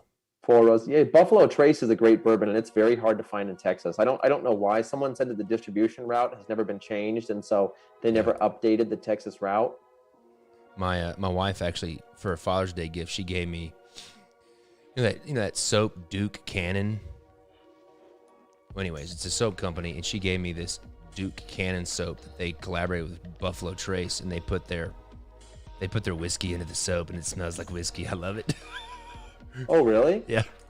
What's it called? Soap Cannon? Duke Cannon, and it's got the Buffalo Trace logo like imprinted in the soap. It's awesome. And it's like a bar soap? Yeah, it's huge. It's like the size of a brick. Oh, that's cool, man. And I was like, I told my wife, I was like, man, should I cut this in half? And she was like, no, you don't cut that in half. You use the whole thing like a brick. She was like, Kingswald doesn't cut their soap in half. That's great. Because she calls me Kingswald sometimes. And that's what my daughter calls me. My youngest daughter. She sees the logo and she says, that's Daddy. Wait. For the Duke thing? No, well, I mean, my wife calls me Kingswald. And she was like, because I asked my wife, I said, should I cut this soap bar in half? Because it was huge. It's like the size of a brick. Like she calls you Kingswild. Yeah. And I was like, should I cut this thing in half? She was like, no, the Kingswild doesn't cut his soap in half. He uses the whole brick. The Kingswild. Yeah. Like, I can just see you like having too much bourbon at your house and you're like, the King's wild, and your shirt's off, and then you're crank calling Kenneth Wayne. My shirt's off. Your shirt's off and you're like, I'm going to wrestle that Kenneth guy. The truth is my shirt's off a lot anyways. Just good. Hold on, my earphone fell out. What were you saying? I said the sad truth is my shirt's off a lot anyways, just because. Oh, you just walk around the house with your shirt off? Yeah, why not? Oh, I mean, why not? I mean, yeah, it's true. That's the funny thing. I was like, I always thought the idea of a man cave was funny to me. Because, like, you always hear these people like, oh, yeah, I got a man cave. I got a man cave. I'm like, that's so stupid. And they're like, well, don't you want a man cave? I'm like, yeah, my man cave is my house. Well, I think that they usually have it for sports purposes, which you wouldn't have. I think that's the difference. That definitely was not, that would not be. What do we My call friend this? Kevin Bledsoe, the barbecue guy from Compton, he had his house. He had a thing called the Blue Room, and it was a blue room man cave, which was all Dallas Cowboys gear everywhere. And he had like a water cooler filled with Hennessy. Oh. So Hennessy and Dallas Cowboys every Sunday during the season. Oof. You don't want to go to the Blue Room? You'd love Bledsoe, though. You'd love Kevin Bledsoe, but I won't tell him you don't like the Blue Room. He called it the Blue Room? Yeah, it's called the Blue Room. Fulton's clip joint. With We forgot apostrophe? the apostrophe S. We need to go to the Blue Room, man. Oh, it was so funny, dude, because everyone in LA was a Raiders fan, like around Compton, so he would like brawl out with dudes at the barbecue shop that were Raiders fans. Oh, so this was in California. This wasn't like in Dallas. Yeah. Well, his family's from Corsicana, but he had Kevin Bledsoe's barbecue in Compton, California, where he was born and raised, and he was a prison guard Corsicana, man. for Charles Manson. Wow. He was Charles Manson's night watchman, and he hated the job so much that it made him go back to his roots and do barbecue, which he was flown to stay out of trouble every summer to go to his grandma's in Corsicana to help her run her roadside barbecue stand to stay out of trouble. That's crazy. Yeah, it's rad, dude. His barbecue is amazing. He has a place in Los Angeles called Bledsoe's Bar and Q, and then he has one in Australia called San Antone, and I believe he had one in Atlanta. I'm not sure if it's there. Why does it always put up lorem ipsum? What is the background of that? Lorem ipsum is just, it's just like a filler. It's a filler because if I made this bigger, it would completely fill. Like if I made a big text box like this. No, I mean, but why is it the generic like fill on Illustrator, Photoshop? Is it so you can see the ascenders and descenders? I don't know. Yeah, it's a combination of letters, and it's a combination of letters that resemble actual words and that give you a nice variety of letters so you can see it. Like that whole thing with like font that's like the what is it? The red fox jumped over the dog. Yes. It's like the one. It's like I don't know if it's the only sentence, but it is one sentence that has like all of the letters in the alphabet. That's like if you ever look at like fountain pen videos, there are always like certain sentences that the fountain pen guys will show off their calligraphy, and they're like, you get a great blend of ascenders and descenders. Yeah. What are we gonna put? Fulton's Clip Joint, presented by Los Angeles, California. Okay, Los Angeles. I always misspell Los Angeles. Is that right? Geles. Yeah. Comma. California. Yeah. We better not put it on there, though, because they'll call us and be like, we'll just put CA. We don't want to write all that. They'll call us and be like, where's our Where's our tax? Where's our tax revenue? Mm. We use the whole California. You see, if we put CA, we only pay a 1% tax. But if you spell out California, it's a 20% tax. Oh, that's Like, how are we going to fund all of our freeway fixing that never happened? Yeah, exactly. Dude, this is a sweet ace. If you don't use this, I'm using this. That looks great, Just dude. letting you know. No, we're using it. You know, that's like the number one calling out thing is like, I'll say to my kids, like I'll say to my daughter, like, I'm going to eat your sandwich. No, you can't. That's my sandwich. Then they'll eat it. I'm going to eat that grilled cheese right now. No, Daddy, that mine. That mine. Oops. So are you eating sourdough bread anymore or what? I mean, I still remember you taking it out of the oven. Yeah, we eat that occasionally. You're trying to be bread-free guy? Just trying to keep my carbs, processed stuff to a minimum. It's so hard to do. My wife hardly eats any carbs and stuff. It's freaking so hard, dude. I did it for a month just to see if I could do it, and it was so way harder hard, than I thought. This is it's just, I know we may not use these letters and pips, but at least we can put something in there to see what it looks like. I asked the question on my Instagram yesterday, will we finish the clip joint back tomorrow? Oh yeah, we're done. It's unbelievable though that it is done, because like I thought like, I'm just wishful thinking. Nope. Jackson got into Photoshop. See, if it was an Illustrator, we'd just be doing 12 more weeks. We'd be 12 more weeks, doing a bunch of bull crap, messing around. That's a great ace, like inside of that King's Wild. What is that? Oh, that's kind of my standard ace that I put on my standard court cards. I like it. I just gotta open up my standard court card here so I can get I want a beef room ace where it just says beef room. some beef. Now, do you notice are the cows grass fed that you're buying from this guy? Yep, grass fed, grass finished. Do you notice a big difference? Oh yeah.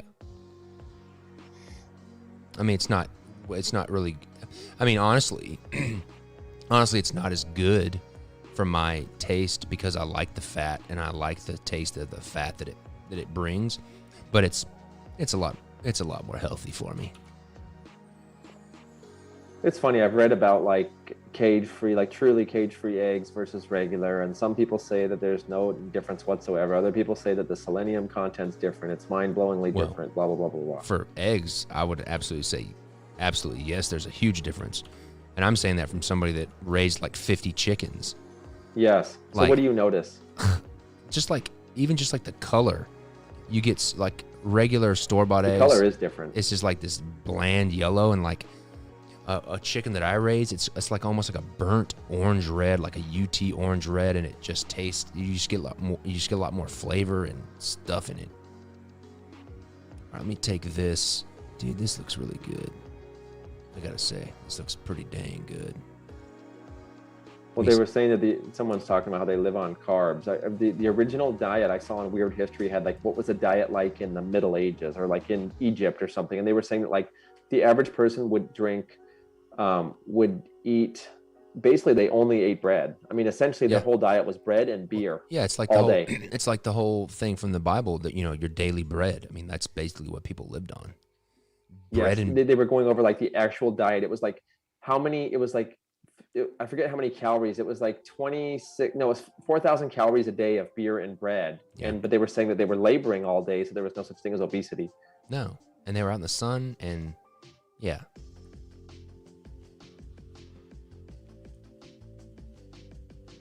So funny. I used to go to Mitsuwa Market in Costa Mesa. That was like my daily hangout. Dude, I went to Mitsuwa in where's it at? Plano? No, this is in Los Angeles. Mitsuwa, where was it at? It was over there in Venice, kind of right by Venice, Culver City area. Yes, Santa Monica, I think is where it is. Bro, I would have the best spicy ramen there. I love that place. Sorry, go ahead. Oh yes. Oh yeah. I lived like a mile from this, so it's like 20 years. My routine was getting an oolong tea or like a green tea at like 1 o'clock in the afternoon. But there was a security guard there named Earl. Awesome dude. Like his family was from like Pennsylvania, but he was from Anaheim. Mm-hmm. He was the most amazing security guard ever, dude. And Earl, one time we were talking, and I said, "Hey Earl, have you done this thing called an ancestry DNA test?" And he's like, "No. Why would I do that? I already know that I'm related to Noah."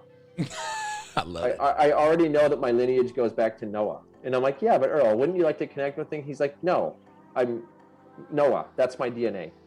We all have the same DNA. I read the Bible. I don't need to take a DNA test. Yeah.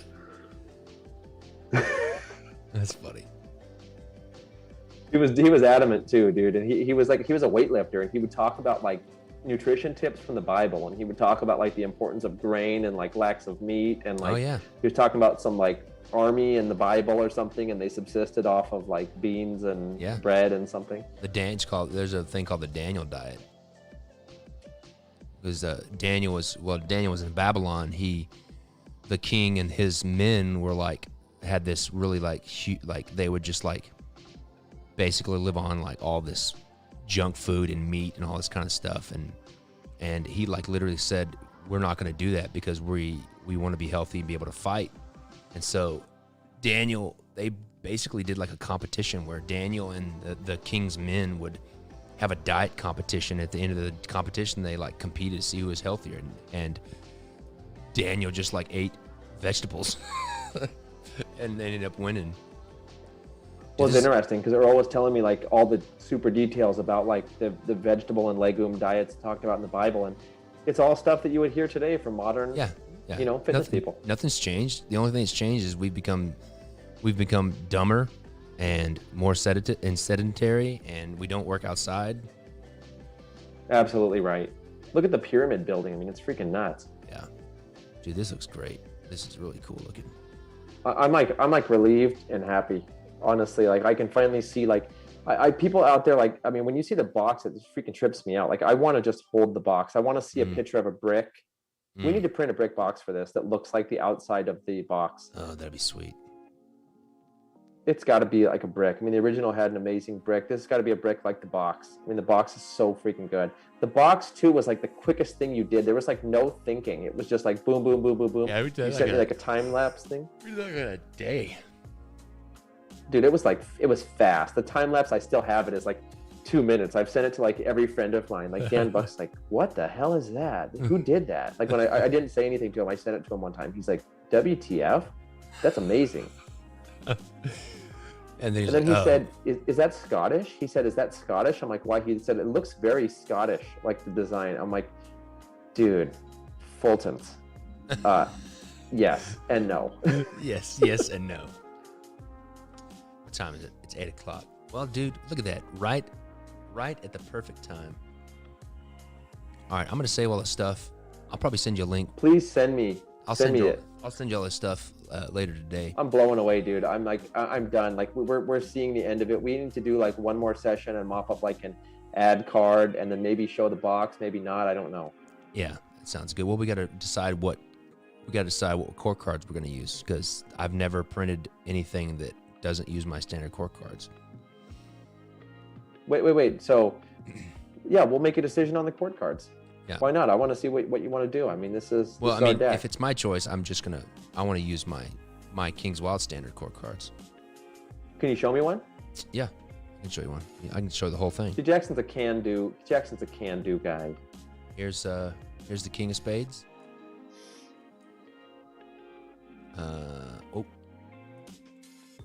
It's Illustrator bullcrap. What is this?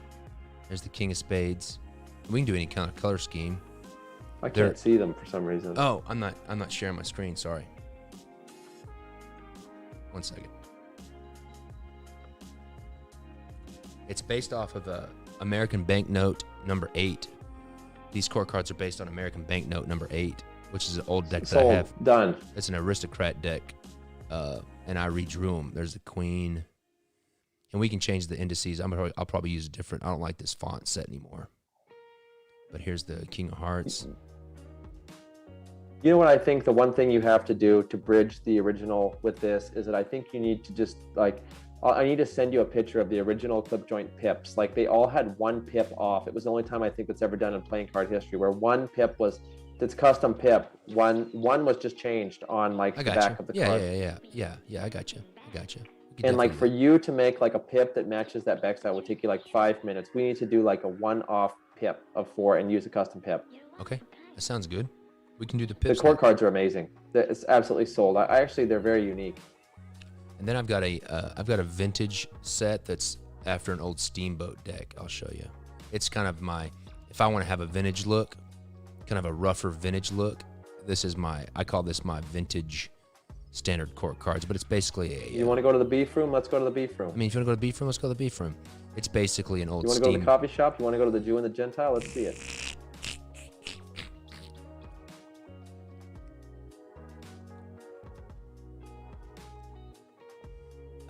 Let's see here.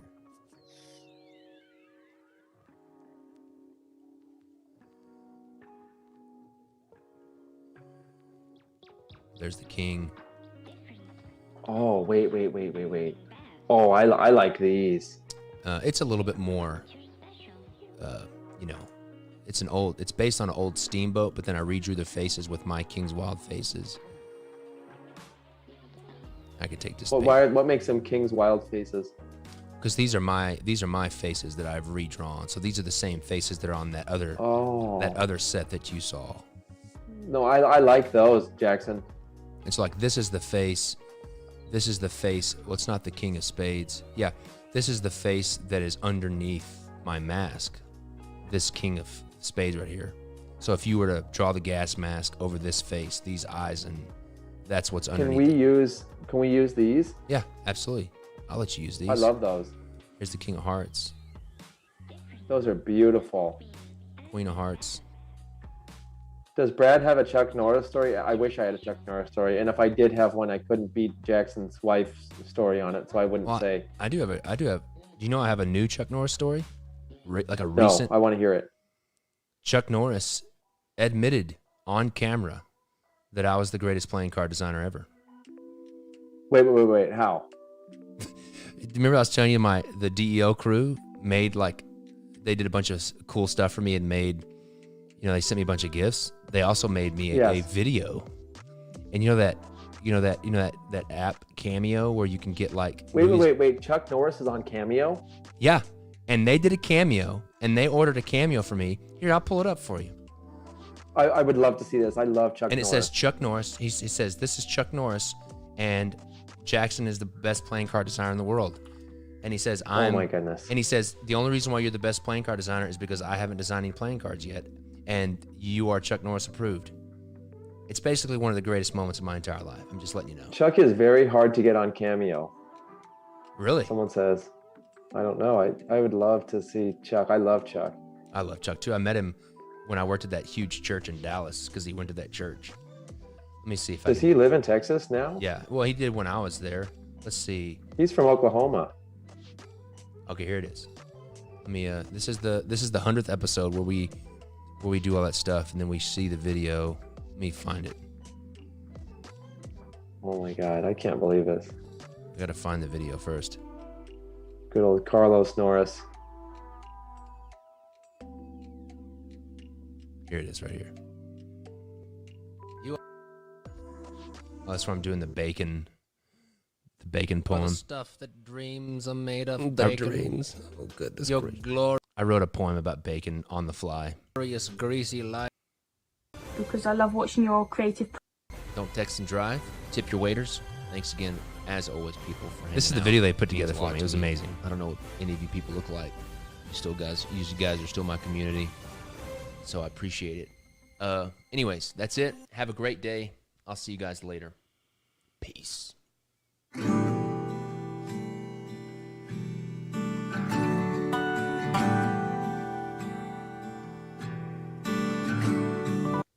One more thing. Just one more thing that'll make it perfect. Is some bacon. Because bacon makes absolutely Dear no. anything Oh no. perfect. Glorious. Oh, Glorious bacon. I love you. I profess my love for you, bacon. Amazing.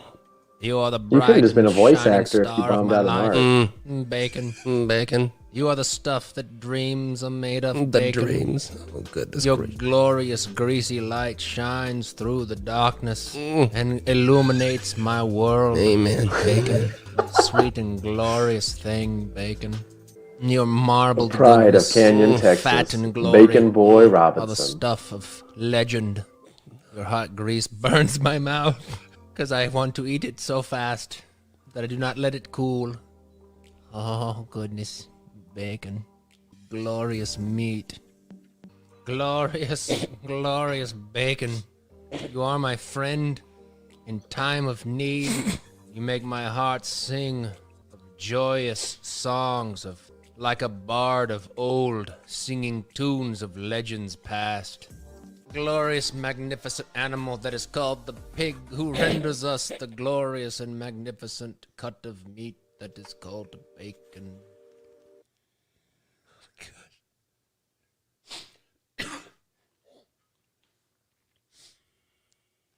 And that's my live reaction.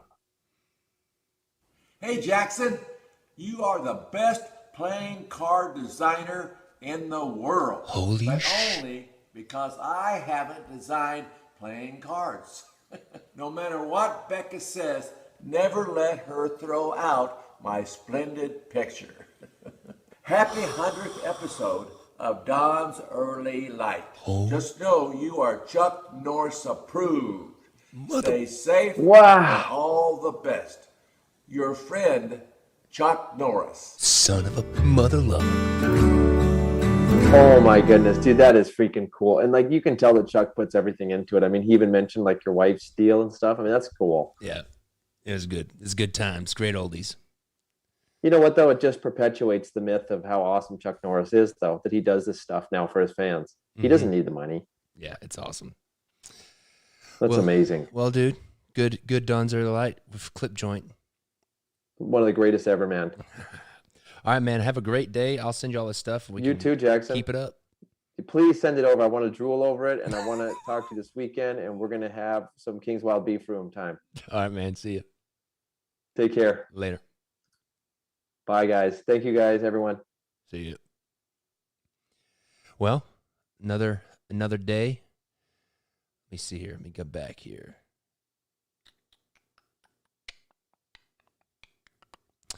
Well, you can't see me, but I'm still here. But thanks for joining me, everybody. I will see you guys on Monday. I hope you guys have a wonderful day and a great weekend. See you later.